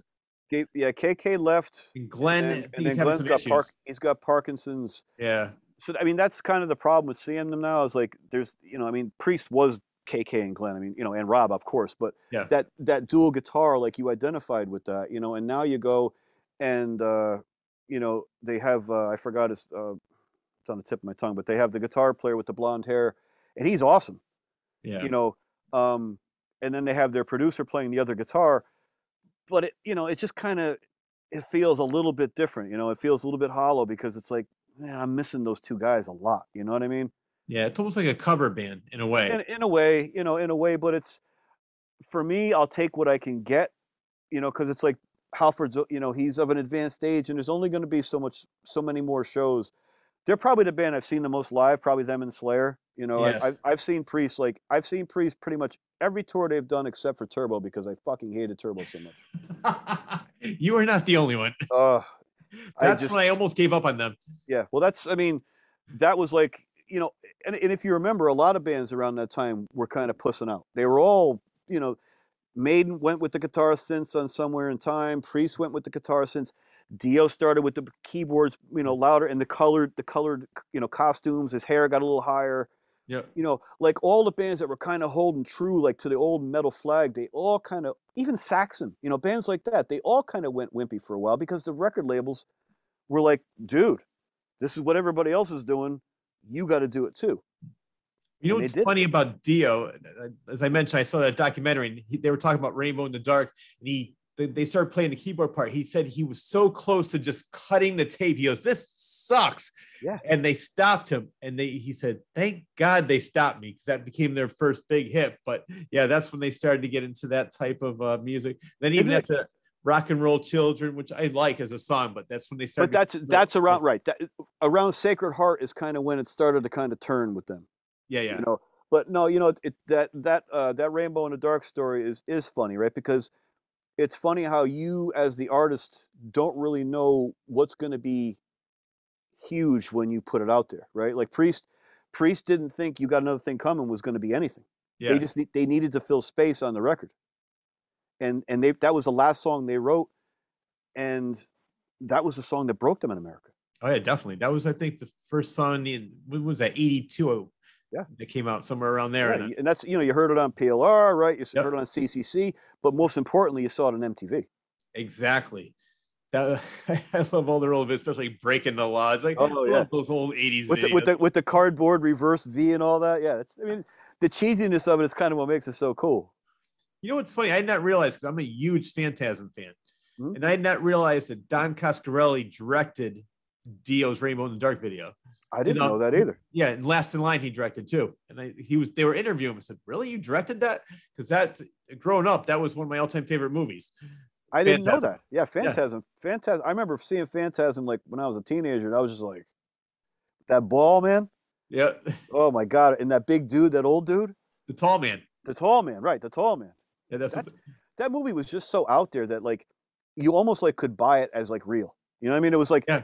And the way it was shot was so kind of gritty. Like it was kind of like, it felt almost like you were watching like, I don't know, like a real thing. It was that movie was definitely on the edge, man. I can say, I mean, I grown up, my parents always, my father used to take us to all these different horror movies, and they used to always say, "Oh, I don't know if your kids can handle it." My kids could take it, get them a ticket. So I remember my father waking my brothers and I up when this was before HBO. They have a thing called the Movie Channel, and used to always be on the Movie Channel like 3:00 in the morning. It's like, "Hey, Rich, Phantasm." That is the only movie ever that scared the shit out of me. No other movie ever did, but I would have like nightmares. The tall man was going to kill me. But you know what? That's what I love about this show, because I got to interview Reggie, the ice cream man, on this show. And the guys from the Warriors I interviewed, Jesus Christ Superstar. I got to interview all these people that I grew up watching. Yes. Now they're on the show, and I get a chance to talk to them one-on-one, and that's why I love doing the show. And I think that's so awesome. You know, we talked about the Warriors, right? You know, we talked about that. You know how influential that movie was, and how, you know, I used to get up and watch it on the Movie Channel myself. Like that was the channel we had, right? You know, because it was kind of like HBO Light. We couldn't afford HBO, so we had the Movie Channel. You know, and I used to get up. I used to get up at 5 a.m. I'd set my alarm clock. I'd get up at 5 a.m. before school, and I'd watch the Warriors, and then go to elementary school and like be like all jacked up and like ready to kill everybody. Like I mean, anytime I could, I've probably watched that movie, I don't even know, man, 125 times, you know, I mean, probably more. Oh, yeah. No, I could do a one-man show. I know every line of everybody's character. I could just, Rich there presents the Warriors. Right. And just stand there and just be like, okay, you know, almost do it like a Shakespeare. Yeah, so that's why, I mean, and for you, because I know you said you saw the one with Apache Ramos, who played one of the orphans. The other guy you have to see is he played Cochise. I interviewed him. I'll send it to you, because he was such another great interview where I did not realize all the things he did and the life he had and all the people he worked with. It's just, I knew him from the Warriors, and I did not realize half the things that he was telling me. I went back and it must be cool to find that kind of stuff out, right? You know, to kind of find out, you know, like you said, we know these people from X or Y, but then you go deeper and you're like, oh, there's this. Like, that's kind of cool, right? You dig up more and more. Yeah. Like an example was Apache Ramos. He had one line in the movie that's so iconic that everybody knows it, but I had not realized. I mean, my interview with him lasted almost 3 hours. It was funny. Towards the end, he goes, "Rich, man, I got to go." I said, "All right, I'll talk to you soon." All right, one more story. Then 45 minutes later, he's still talking. The guy is just hilarious. Right. My favorite part is when he goes up with the news clippings. Oh yeah. And he shows it to the Fox, and he goes, "You guys are pretty badass." And he's like, what do they say? "My parole officer told us about you." He goes, probation officer. He goes, "We ain't got one." That's right. We ain't got so one. Bad. Right, because that's right. And it's like, and then that smirk, right? That smirk on his face, but also the smirk on their face. Like they're kind of like, all right, these guys are okay, you know? Yeah. And that's when, of course, Deborah Van Valkenburg, of course, she has to come in and mess the whole thing up, right? Yeah, but you wouldn't have the movie if she made it easy. And that's another one they want to do a reboot on. I said, please don't ruin it. They're just going to completely destroy it. I mean, how many bad reboots do there have to be before you finally say there's a law against reboots? Nobody likes them. I mean, has there been any where somebody says, that was better than the original. I mean, I can't think of one. I can't think of any at all. But there's been a million reboots, though. I know. Somebody told me there was a producer that I saw an interview with. They said they don't even care about the content. All they care about is the title. The title gets them into the theater, and then whatever happens after that, they get their money and say, okay, well, we'll go on to the next one. So they said they could care less about how good the movie is. Just basically the title gets them into the seats. Well, it's almost like what we were just talking about with the record covers, yes. Right? I mean, really great album cover, right? And it's like, well, you got my $8 or whatever it is. I don't want this piece of shit, right? You got me to buy it. What am I going to do with it? Sell it for $2? Yep. Like, hey, you do whatever you want. We have your money, so right. Throw it in the basket. Right. I got your money. Thank you very much. So let's get back to you then. So you were with Earth, which was the South. So you left them. You said you were becoming stagnant. So what was next on the agenda for Ron Vanacore? Well, dude, there's been a lot of bands, man. What I'll do is I'll give you a quick timeline. So okay. There was Saracen. That was my very first band when I was in 9th grade. Then there was Oblivion, which was the first band. I'm sorry, which was the second band that I played but we were right down the street from the guy who ended up being in Black Witch. So then third band was Black Witch. Yeah. And then, like I said, we had like this Arcana thing, but then The Gathering was a serious band. Sid Christmas was a serious band all through the late 90s into the early 2000s. And then I did an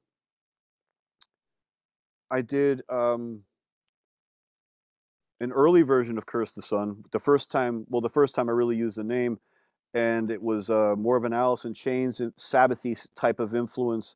2 lead singers, both playing guitar. We did we were together for about 2 years or so, and then I did a band called Symphony of Sickness, which was with Eric Morton, the guy that owns Strangeland. Yeah. He was singing, and that was more of like a sludgy death metal, kind of like caveman kind of death metal type of stuff. We were having a lot of fun with that. We did that for a little while, and then I did something which was really special. I joined. Well, I didn't join. I met a guy online on this stonerrock.com site. In the want ads, he lived in Rhode Island. I was looking for like a Sabbath kind of guy. This was 2005, and he advertised, he was into Sabbath and he played guitar, and I told him to come down. And so he came down, and we got together, and we hit it off like, it was just like we had known each other our whole lives, like instantly, and we recorded the first practice of that session. And out of that, we got like our first 4 songs. Like the chemistry was just immediate. That band was called Suffer Ghost. And the reason that I am emphasizing this so much is because that band was really like the seed for what became with Curse the Sun. Mm-hmm. This guy Tony, the guitar player, he's the guy that introduced me to like the really boutique type of amplifiers. He's the guy that really introduced me to paying attention to how your guitar really sounds. You know what I mean? Like really paying attention to guitar tone, not just turning it on and turning up your distortion and being like, okay, here I go.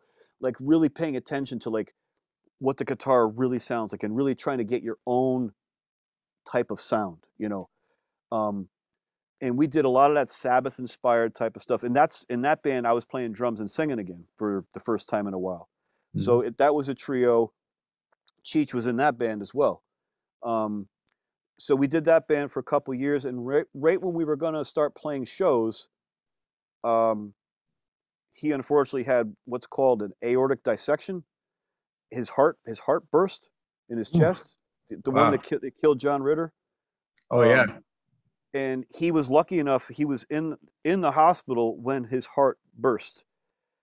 So they saved his life, but unfortunately, he ended up becoming paraplegic due to complications afterwards. Oh.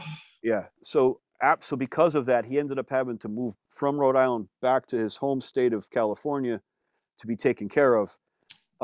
He still plays guitar, he still rocks it, but we never even had a chance to really like fulfill what we were supposed to do. Like this band, I mean, this is back in the MySpace days, and we were lighting it up on MySpace. Like people were like really into what we were doing, because at that time what we were doing was still very fresh and new.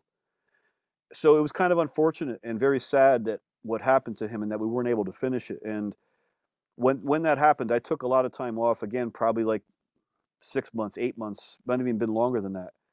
And I told him, I said, dude, I don't even want to play music without you. This was over the phone. And he's like, dude, you got to play music. He's like, you have to, do it for, do it for me, do it for yourself. He's like, but you have to. And so that's when I said to myself, okay, I'm going to get off the drums. I'm going to play guitar again. I want to make a band that's super Sabbath. It's like Sabbath, but on like steroids. Yes.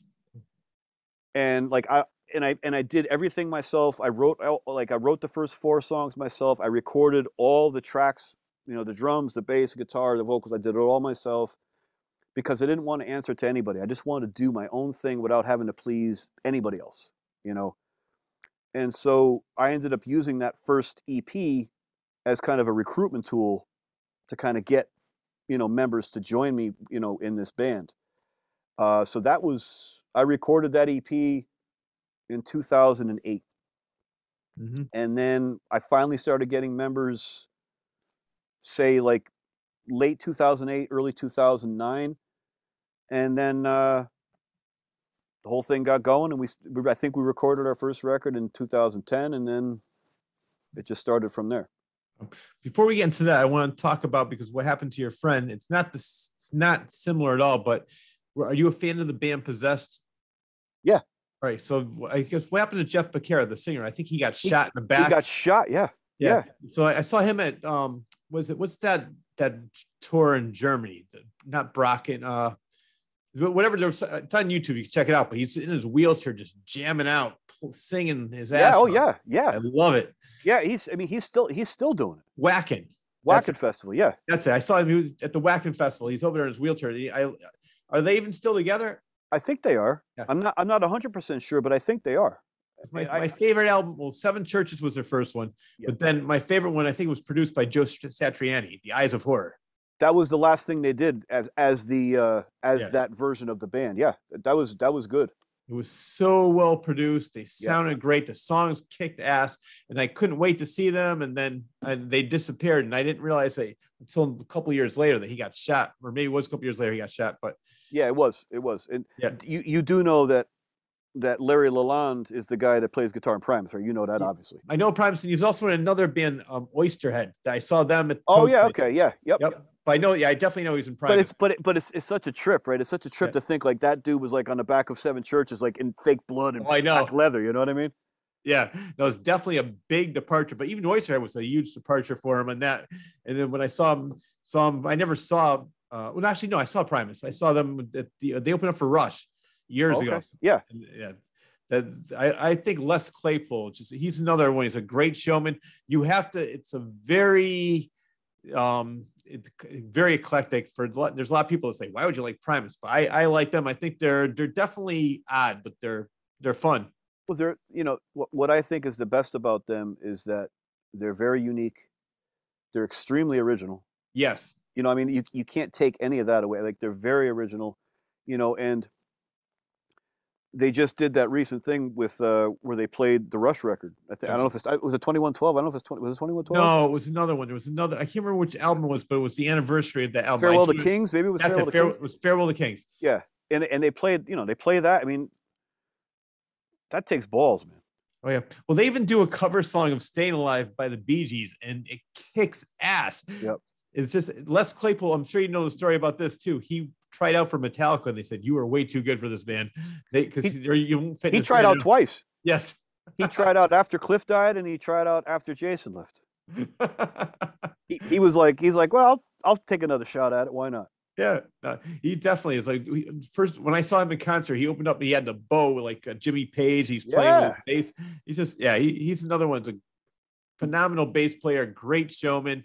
And I am a fan of Primus. And they always have the South Park theme. Like, they'll always have that. No matter what, they'll always have that. They can do whatever they want. They have the South Park money. So that's right. That's it. So you're now in Curse the Sun, and I told you, I was in the intro, I mentioned that you had your 10th anniversary of the album Psychic, and you're on Salt of the Earth Records. This particular one is put out on Salt of the Earth Records. Yes, this re-releases, but we are our regular releases are out on Ripple Music, which is out of California. How'd you get signed by them? Ripple. Yeah. We had been working on trying to get with them for years. I had mutual friends in the business trying to convince them or talk them into it, and we kept trying it.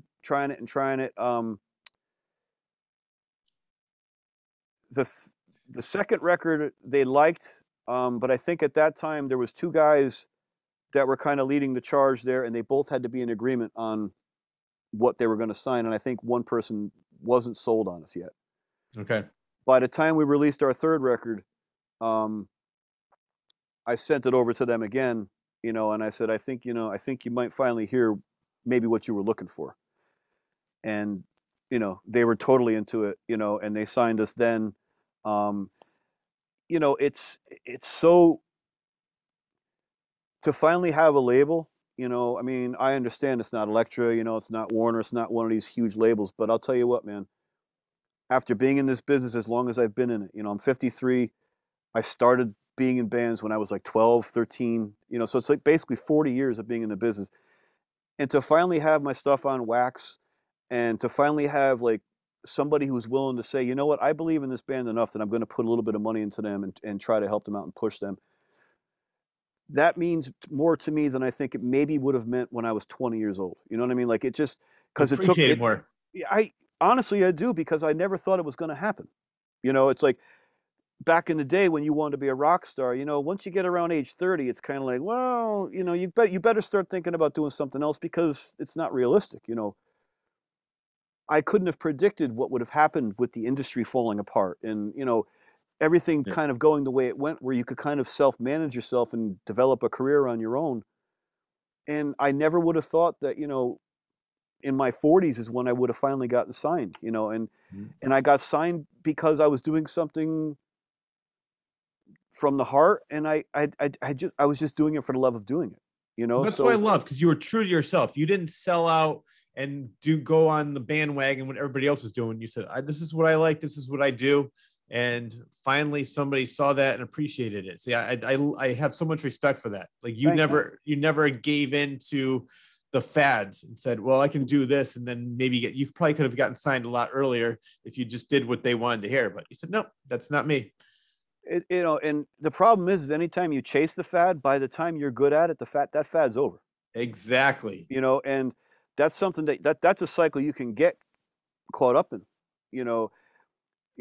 What happened with this, even though I started in 2008, there was still, this scene was already happening pretty good. The stoner doom scene, it was underground, but it was happening. What's funny is that since I've been doing this band, the stoner doom thing kind of went, and like almost everybody's doing it. Like, it's almost like, how death metal was like in, like, the late 90s, early 2000s.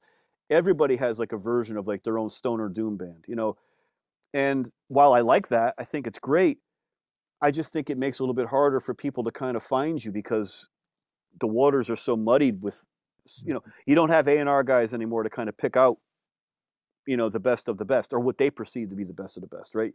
You have to kind of go do your own work now, which is cool, as long as you have the time to go and do that. Yeah.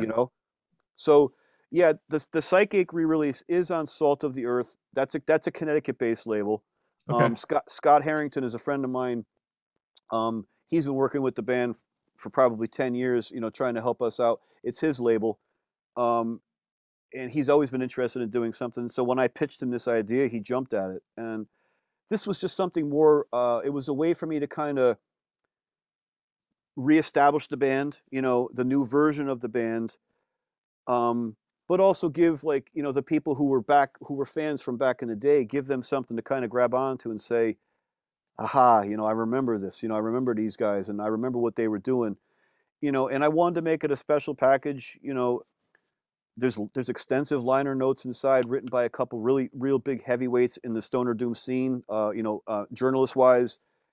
There's a lot of behind the scenes kind of information that I provided, pictures of the band, things like that. Like, we really made it a nice little package, and I wanted it to be special for people, because I know not everybody buys CDs anymore, like we talked about before, Yeah.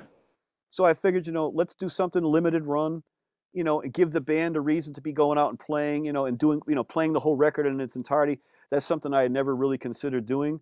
But, a lot of bands have done it. And I was like, well, hell, why not do it? Why not have fun? You know, at least one of those songs in that record, we never played live as a band, so it was a chance to kind of like go back to like the roots of the band and kind of rediscover what really got me jazzed about it to begin with.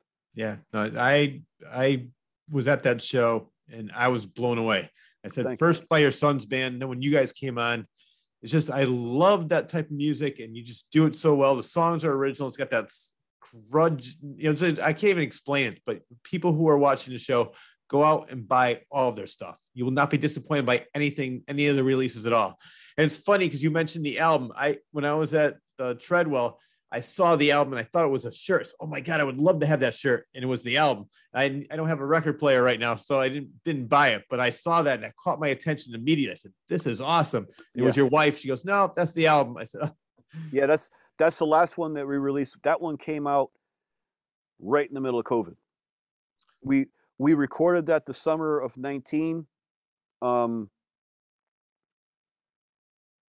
Mixed it. I think we finished mixing it by like January. No, yeah, it was about December, January.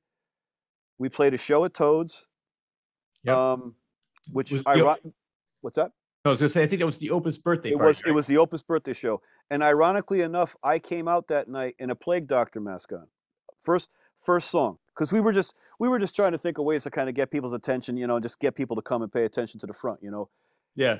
And I wore the Plague Doctor mask, and then lo and behold, like 3 months later, the world fucking turns upside down, right? Oh yeah. And I'm like, I'm never wearing that fucking mask again. Like I was like, I'm like, I don't know what that was about, but I'm not doing that anymore, Just burn that fucker. Right. So the label head, Todd, he gave us the option of either releasing it in July of 20, or he said you could wait till November. But we were both in the same mindset that, like, nobody, obviously, you remember then, nobody knew what was going to happen. We didn't know if we were ever going to see people again, if we were stuck in the house the rest of our lives, right? Yes. I said, just release it, and we'll hope for the best. It's unfortunate because that record kind of fell through the cracks because of that. It's like, the world is burning, you know what I mean? It's like, and people are like, I'm trying to like be like, hey, listen to my new record. It's like, so with that record, I really wanted to kind of take a lot of experimental steps for the reason I had said to you a minute ago, how the stoner doom scene, it kind of got flooded, almost like what I was saying with the thrash scene, how it kind of was eating itself, back in the 80s. Yeah. I kind of felt like the stoner doom scene was starting to eat itself, where it was just becoming a repetition of a repetition, a copy of an imitation, you know what I mean? Mm-hmm. So I felt like on this record, I wanted to kind of stretch it just a little bit and be like, okay, you know what? Let's push the limits of what we can do, but still kind of stay within the boundaries, of this kind of metal. And so I really went for the experimentation. And Brendan wrote a lot of songs on that record. We kind of split the songwriting down the middle. I even, he sang a couple songs. So it was definitely a different type of record. I enjoy it a lot. But in terms of experimentation, it's about as far as I really wanted to go. You know what I mean? And so, between the pandemic and then, having the time off and all the stuff that went on, like I felt like the band was starting to get a little bit farther and farther away from what I originally wanted it to be. And I was just going through my personal issues on top of it, and I just needed a break, so I kind of just blew the band up. Like I told the guys and the girl we had, Maureen was playing bass with at the time too. I just told them, I said, look, I don't know if I'm ever going to do this again. I don't want to do it right now. I'm going to play with my son. I'm just going to mess around. Maybe I'll record some stuff, but I don't know what I'm going to do yet. And, it was probably about 4 or 5 months later, I was playing with my son and he was starting to do his own thing, and I was starting to get the itch, to kind of like do something again, And, I said, you know what? I said, let me do this whole psychic thing. Let me do a 10-year anniversary. And then I tried to put together a band around that. The ironic thing is that the guy who's playing bass for me now, is the dude who I told you about, who I met in 1990, who I met through my wife, her sister. Yeah. So, it was kind of like a full circle thing. It was, we had unfinished business. It's like we were on to something really good when we were doing the gathering, but things came into play and we just never finished. We broke up and that was the end of it. So this was a chance for me to kind of like, make things right and kind of like have things kind of finished the right way. So to have him back in the band, his name is Dan Whedon, and to have him back in the band is just awesome. To share time with him again and to write songs with him, to be on stage with him, it's very cool. Yeah. And Brian Harris is the drummer, and those two guys, they're super optimistic dudes. They're very, you know, jovial, and they have a lot of fun, which is good for me because I'm a bit of a pessimist and sometimes a grouch, and it's nice to have that offsetting mood because they bring the best out of me. So it's been really wonderful so far. We've done 4 shows. The reception's been good. Yeah. People have enjoyed the new version of the band. They've enjoyed the sound. They've enjoyed us playing the record. Um, we have one more show coming up. We're playing in Guilford at the Country Tavern with Oh. with Opus. He's doing the Alcoholica thing. Oh, again? Yeah, just one. It's just a one-off. Who's singing? Um, He, Charlie. oh, because Charlie. it Yeah, was Kai's Kai not. for the longest. Yeah, no, I knew he was he's in California now, so I Yep. didn't think he'd be coming down. But that's funny. I know I've been to the Country Tavern for trivia, the Opus hosts. Yep. So it's a very small place, but Yep. We're gonna open it up, man. I'm bringing 2 cabs, and we're gonna open it up, and it's gonna be nice and loud in there. But all right. that's our last gig of the year, and then we're gonna take. I like to take the winter off because I don't like to even bother with winter shows anymore. I'm Yeah. I'm just too old to deal with it. So we're gonna take the winter off, spend the entire winter writing, get into the studio in the spring, and then it takes about 4 months from the time you get done and present it to the label to the time that they can get it out. So you're looking at a release probably around next year at this time, Very good. You know which what I like which is about you? crazy. Which is crazy when you have to think about it that many steps ahead. But that's really the way it works. Well, I love the fact that you think like that, but also I love the fact that you don't settle. When something becomes stagnant, you're like, you know what? I'm just not feeling this, because some people would just be like, all right, I'm in a band. I get to play all these different places. I'll just settle for where I am. You're like, no, I'm just getting bored with this. We're going to stop it for a little while. Then when you're ready, because I think you're one of these people that no matter how many times you get bored with something, you're going to have to come back because you're a born performer. You're a born musician where you have to be on stage. You have to create music. Yeah. So you're always going to be doing something. If it's not with this, it's going to be with another band. But this version of the band, because I did see the one at Toad's Place, I saw this version of the band. I hope this version of the band stays together for a long time because I enjoyed it immensely, and I just love the music you guys create. That's wonderful, man. I appreciate it. I cannot wait to hear what's going to be coming next from you. Yeah, I'm excited about it. I'm very excited. We've already pieced together rough parts of 2 songs, and it's already very inspiring. It's what's really cool is that the guys worked so hard on recreating the psychic sound, and getting the parts down right, that now they kind of know the mindset of where I want to go. Like I want to write something in that vein. You know what I mean? It's like I want to get back to, that's the kind of stuff that I want to get back to. So it was good for them almost to like have to kind of learn that stuff verbatim because it put them in the right mindset when it comes time for creating beats or when it comes time for writing riffs, right?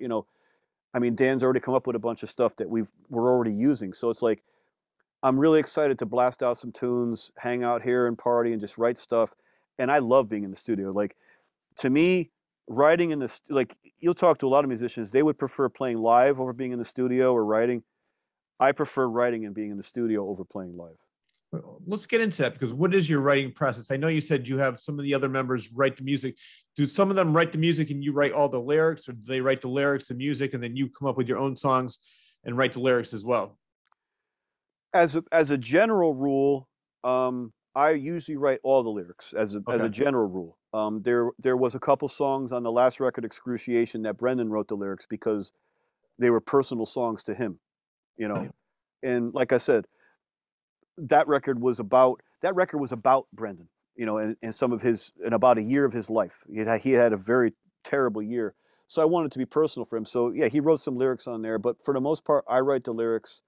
The music piece, I would say I probably write like 75%, But, you know, I mean, going back all the way through different incarnations of the band, members were always contributing riffs, vocal melodies, you know, arrangement ideas, all sorts of things. So it's not like I come down with a finished song, everything's written, and I'm like, okay, learn this, and we play it. Yeah. It's not usually like that. It's more like, you know, I have a couple riffs that I have, you know, I'll come down, you know, and I'll drink a beer, I'll smoke a little bit, and I'll turn the recorder on and I'll just play. I'll just play guitar for an hour. And maybe out of that riffing, you know, I come up with maybe like 3 or 4 decent riffs out of an hour worth of playing, you know, and then I'll keep those good riffs and I'll keep them on file. And then I do that over and over and over again. And so then I'll present the band with good riffs, you know, and then you start pacing a few things together. And then the natural thing kind of takes place, you know. And Yeah. then, so the music, at least in this band, the music comes first, lyrics come last. Okay. So it's like it's music, then the melody, and then I write the lyrics around the melody. Yep. But Now, like back in the Blackwitch days, it would be lyrics first, and then I would just have to squeeze it into, you know, I would just squeeze it into the music somehow. now I know with the Black Witch lyrics, they were more on the evil side. What are the lyrics more about with Curse the Sun? Much more personal. You know, not, you know, those old school lyrics, you know, that was more fantasy and, you know, that kind of stuff, you know, teenage angst, you know, getting out all that anger and frustration. This is more about personal journeys, personal sufferings, setbacks. You know, they're all very personal to me. Um, they all stand for different things. You know, they're not concept albums in the truest form. You know, they're not Operation Mindcrime. Like it's not like Yeah. that, or like you're talking about, like Abigail or anything like that. Yeah, yeah. But they are concepts in the sense that most of the songs are based around a specific topic or a specific time. And so that's what kind of brings the records together. You know, so like if I think of any of those 4 records, each one of them stands for something different, you know, and each one of them stands for something different in time. Yeah, very good. So, you know what I like about because you mentioned about, you know, the record label you're on is not Elektra. Sometimes I like the smaller labels because they'll concentrate more on you. They're not going to forget about you saying, oh yeah, we have like 18,000 other bands. So, oh yeah, what about Curse the Sun? Oh yeah, we'll get to them. So I like the fact they probably, since they're smaller, they have more time to just, all right, so are they going to, I know you don't like winter tours. You mentioned that, but do they actually book the dates for you, or do you get the talk to the clubs yourself? It's a bit of a collaborative effort. Okay. You know, they will help in certain ways, and honestly, what helps the most is the fact that you are signed. You know, Yes. it makes it a little bit easier to get your foot in the door with a lot of places, Yeah. because Well, they're like, oh, you know, somebody's behind you. I mean, you must be at least decent enough. You know what I mean? Like, you know, if somebody's going to put some money into you, then the club is like, well, they can't be that bad. You know what I yeah. mean? And Yep. they'll book you. You know, so that helps a lot. It's the same with me now with this show, because first I would try to get guests like, oh yeah, you know, I'll get you. The other, when I go to different movie conventions, I meet all these people, and I, you know, remember Heather Thomas from The Yeah. Fall Guy? Yeah. Well, I was talking to her, and I said, I'd love to have you in the show. And I said, well, I interviewed Adrienne Barbeau. Wait, you interviewed Adrienne Barbeau? I love her. I'll do your show. It was Nice. almost the same type of thing where it's That's like, awesome. now that I'm able to get some bigger names, they hear that, and it's similar to you. It's like the club saying, well, they're signed. There's got to be something with this. So he's willing. He wants to be in a show. The company wants to sign them. So that it definitely makes it a little bit easier. It definitely does. You Yeah, know, but then you got to prove yourself. and as a quick aside, I had the Heather Thomas poster. Did you have the Heather Thomas poster? Oh, I did. I mean, do you know any boy that didn't have the Heather Thomas poster?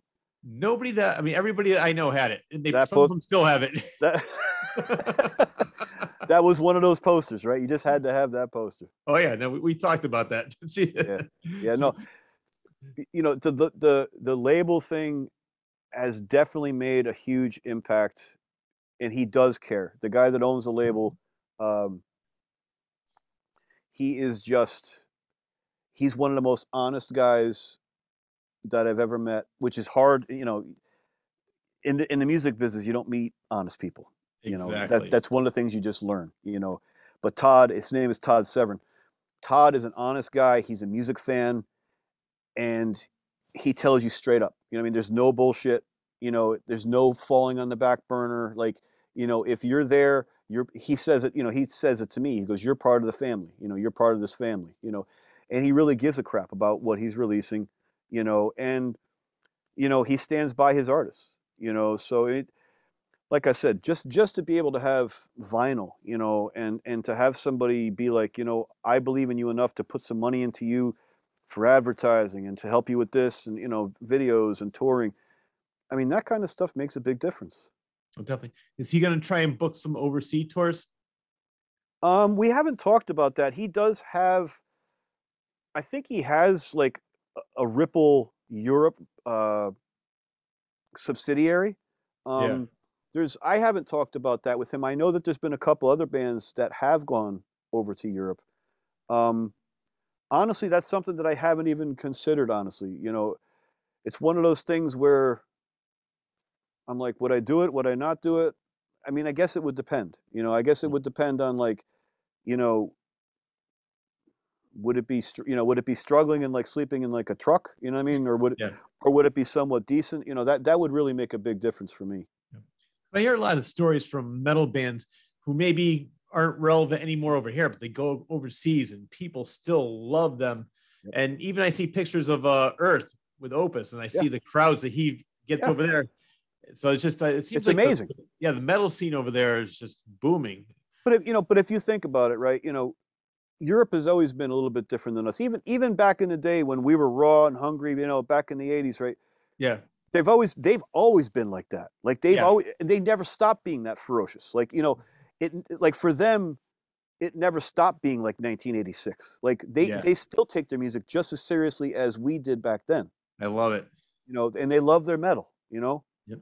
Even Japan still, I mean, Japan was a place where a lot of American bands who couldn't do anything, they'd release their records in Japan and they'd be rock stars over there. The funny thing about that is I can't remember which band it was. They were talking about, they said they have a huge following in Japan, but the one thing about Japan is they are so docile, so polite. You don't know if they actually like you. Then they just quietly clap, right. And then they just walk out, in a straight line, orderly line, orderly fashion. And they're like, I think they liked us, but it's just funny. Like you said, that they were a lot of these bands that really aren't playing small clubs in America, go to Japan, bam, they're playing coliseums, they blow up. So but then as soon as they leave there, they're back to playing like 100 seaters, 200 seaters. Exactly. But sometimes, what's the biggest biggest club you've ever played at? Have you played some like the bigger venues? Like, did you ever do the Agora Ballroom? Not the big room. I did the small room. I did the small room. The reason I'm asking, because sometimes the reason I'm asking this question is because sometimes, I mean, you want to say, oh, I played this big festival, but sometimes I like those small, intimate club settings better. And I think that it's the band's like more one-on-one with the fans. That's why it's good. I would, I'll tell you, I mean,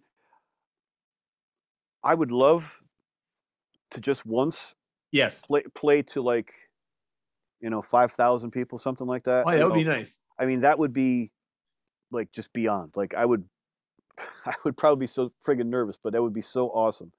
But I like the fact I like clubs. I mean, especially when you go again, we talk about the back in the day, right? When the pits, the circle pits, and the moshing and the skanking, right? I mean, man, there was nothing like that. The energy, the band gives off the energy, right? And then the crowd does their thing, and then they give the energy back to the band. You get a rush, you give it back to them.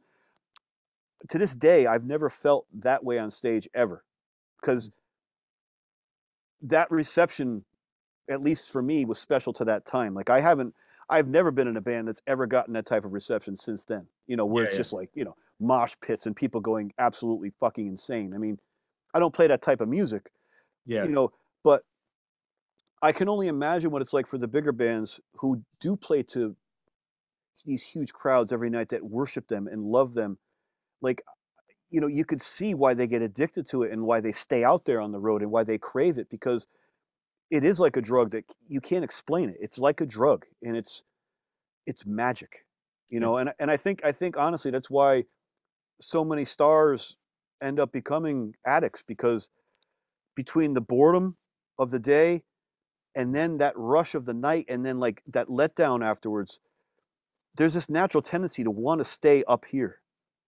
And it's like, you don't, after you get off the stage and like the fans stop cheering and like the after show party is over, you're still, you're still amped up. Like it's hard to get rid of that. Yeah, I can imagine, because I mean, I only played smaller clubs like the Brick and Wood, the Anthrax, and places like that. But just like looking down from the stage and just seeing everybody going crazy, that just got me pumped up. And then, like you said, that pumped them up, seeing me get pumped up. I remember I think the owner's name of the Brick and Wood was Tony. So they had Tony and then Tiny. Tiny was the bouncer, right? Yeah, Tiny was the bouncer. But I remember one time I did a stage dive and somebody lifted me up. I kicked out one of the lights. They're like, we never saw anybody get that high. We had to actually hire the lights because of you. Because I just used to, and somebody goes, you know what? The only reason I come to see your band is because I want to see what you're going to do next. I said, I don't even know what I'm going to do next. I just feel the music and I just start going crazy. Well, before we wrap this, and I forget to bring it up, we always talk when we get together, we talk about the Bear Path show, right? Yes. And, I was watching that only a couple weeks ago, and there you were, man. You jumped up on stage, you put your arm around Rob, and you were just going fucking crazy, banging your fucking head, and you're looking at the crowd and you're going nuts, and then you jump off, right? And then like 6-7 minutes later, here you come again, right? You're back up there again and you're going nuts. And I remember thinking to myself, I'm just like that was just so cool when people did that, right? Because nobody was trying to be disrespectful to the bands. Like, it was like we were all in it together, and it was like, it was like, you're welcome to come up here and share the stage with us as long as you don't fuck with us, right? As long as you don't mess with the instruments or anything like that, do whatever the fuck you want, right? And to share that stage with the crowd who was going crazy for your music, like, that brought us all together. And there was something about that unity that I'll never forget, and I'll cherish that. I'll cherish that forever. And that Bear Pass show, man, that was a big one. That we had like 180 people, and that was in the middle of the woods in Hamden, dude. Oh, I mean, we had skinheads come from New York City to that gig. Like it's so prehistoric that we had the directions on the flyer. I don't know if you remember that. I do remember that. It was funny. The directions were on the flyer because, we didn't have MapQuest. We didn't have, iPhones. I was just going to say that I got so lost. I'm like, where the hell is this place? And my friend had the flyer. He's like, Rich, take a right, take a left, take a right. Right. Where the hell am I? Yep. Are you sure you're reading it correctly? I remember that because so it was clearly. it was in the middle of nowhere. Yeah. No, that was such a great show. And I know you told me this. I have not seen that ever, but you have a video of this. I need to see this. Yes, you do. My problem is I need to convert. Like, I have like a lot of VCR tapes from back in the day. I have to have them converted professionally because I converted a few myself, but they didn't come out very well. Yeah. But I would love to, and I'd love to, put them up on YouTube or whatever, just so everybody, because it's funny. I'll Google Blackwitch sometimes, and there's still people out there that are into it, and they're searching for demos and like looking for stuff. It's like, I was amazed, like when I first, the internet first started happening, and I was like searching, and I saw that we were on the internet. I was like, holy crap. And like, people still remember us, and it was like, that's so cool. That is very cool. And what's even funnier, I'll just link it up really quick. There was some post on Facebook, and it was like a Generation X post or something like that. And they were talking about concerts or something like that. And I wrote down, my band Blackwitch opened up for whatever, it was probably talking about Celtic Frost or one of these bands. And I get a message from this guy, and he's like, did you guys have a song called Last Rite? My God. And I was like, yeah. And he goes, dude, I lived in Mississippi, and he's like, they played your fucking demo every fucking weekend. He's like, we used to listen to your shit all. And I was just like, I'm thinking to myself, how many other areas were like that? And what would have happened if we had actually gone out on tour?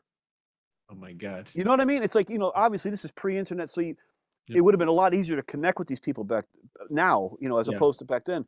But to hear something like that, I was like, it kind of warmed my heart, but also made me think, it's like, Jesus, it's like we were getting around. Yeah, no, and like you said, I mean, basically those were the days of you just put flyers on the telephone pole and everybody, and you put them on, and you go to concerts, put them in everybody's car. But yeah, you didn't, like you said, no, there was no social media. So you didn't know what was going on in Mississippi. It was basically just a more local area. You knew what was going on. So that's really impressive that demo got all the way to Mississippi.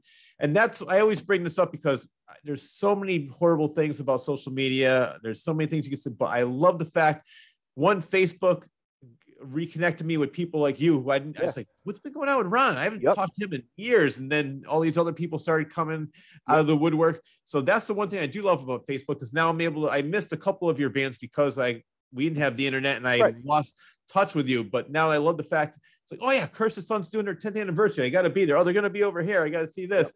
So that's the one thing that I do love. And I think if social media did exist back then, Black Witch would have made it. Like, would have been they would have blew up.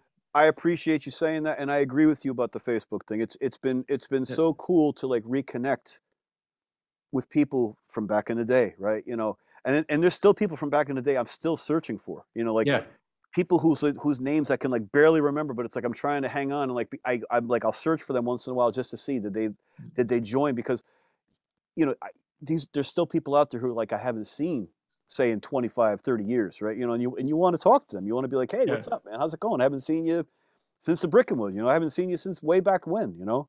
Oh yeah, and I do the same thing too. And I was like, oh, whatever happened to this person? But it was funny because for some reason I was a little bit later to Facebook. Then I started doing stand-up comedy. So I said, I'm going to do that so I can start promoting myself. I go on there, I see all these things. Whatever happened to Rich Sayre? What happened to Rich Sayre and his brothers? Anybody know what happened? I saw like about 5 or 6 different people asking about me. I started laughing. I'm still alive. I'm right here. Right. But you see, it's like, and you're kind of like, wow, it's like people remember, and it's like they want to know where I'm at, right? It's like, oh yeah. And that's cool, you know. I love it. So playing with you guys back then, you know, playing with your brother's band back then, Sonic Plague, you know, I mean, there were so many good shows, dude. There were so many good times, you know. Like I said, it was a scene, you know, and there might have been a little backbiting going on with a few bands, but for the most part, you know, I felt like we were pretty good with everybody, you know, and it was so nice to have that, you know, and to have like a sense of unity and have that sense of, wow, we're all onto this new kind of music all together. You know what I mean? This new wave of music that was taking over the country or the world, really. Yeah, no, I love it. And I was part of the music scene for a very short time, but I'm so glad it was at that time, because like you said, you'd say, oh, we got a show, you want to be on it? Or Sonic Play would say, Rich, what's going on? You're gonna play part of this, and then my brother's band. So I am so glad that, like you said, there's always going to be backbiting, there's always going to be jealousy somewhere, but for the most part, everybody was friends. We all hung out, we all partied together, we all had a great time, we all enjoyed each other's music. There was no rivalry, and I'm so glad it was for a very short time for me, because then I went on to other things like stand-up comedy. I wrote a book, and now I'm doing this. So radio, I did radio for a while, but I never stayed out of the entertainment business. Right. But the fact, I'm glad that if I had to pick a time to be in the music scene, it was in the late 80s, early 90s. I agree. Yeah. I agree. Because it was happening, man. Yeah. Yeah.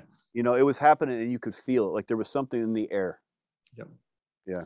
Well, I'm very, very happy that you're back with Curse the Sun, new lineup, and I see great things coming for you in the future. So, thank you very much for being on the show. Rich, thank you so much, man. I really appreciate it. I'm glad I was finally able to do this with you. Yeah, this was fun. It was fun catching up. And so before we go, though, I know you mentioned a couple times, but what's next and where can people find you? You can find us at cursethesun.com, and that's SON. Like us on Facebook. Like I said, we'll be recording the new record in the winter. Look for a new release in the fall. You can find all of our stuff on Bandcamp. You could buy it. You could stream it. That's about it. All right. Just look for us, because the next record is gonna fucking.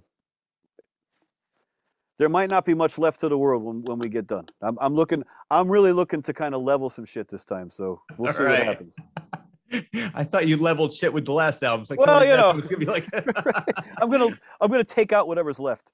I'm glad I'm safe in this bomb shelter over here. Right. Get in your metal bunkers, right?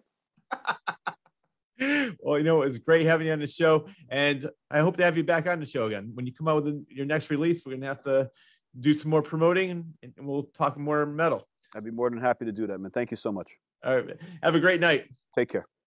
That wraps up the latest episode of the Claws Corner. A very special thanks goes out to guitarist, songwriter, and vocalist Ron Vanacore for taking time out of his busy schedule to be on the show. A huge thanks also goes out to John Bristol of Elmwood Productions for always doing a superb job editing the show each and every week and making it available to all. The show wouldn't be possible without you. And lastly, but definitely not least, I need to thank you, the viewer, for always tuning in. Enjoy your day, everyone.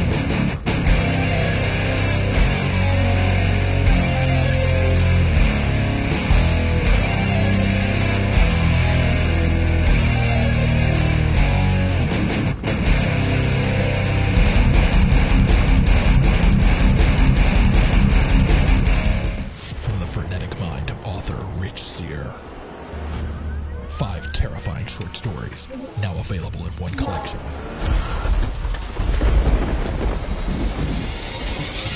Confessions of a Frenetic Mind. 5 tales of blood-curdling terror, available on Amazon and Barnes & Noble.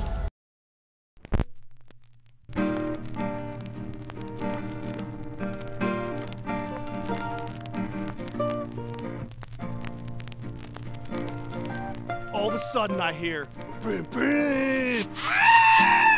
What's a diaphragm again? Ha! We caught one.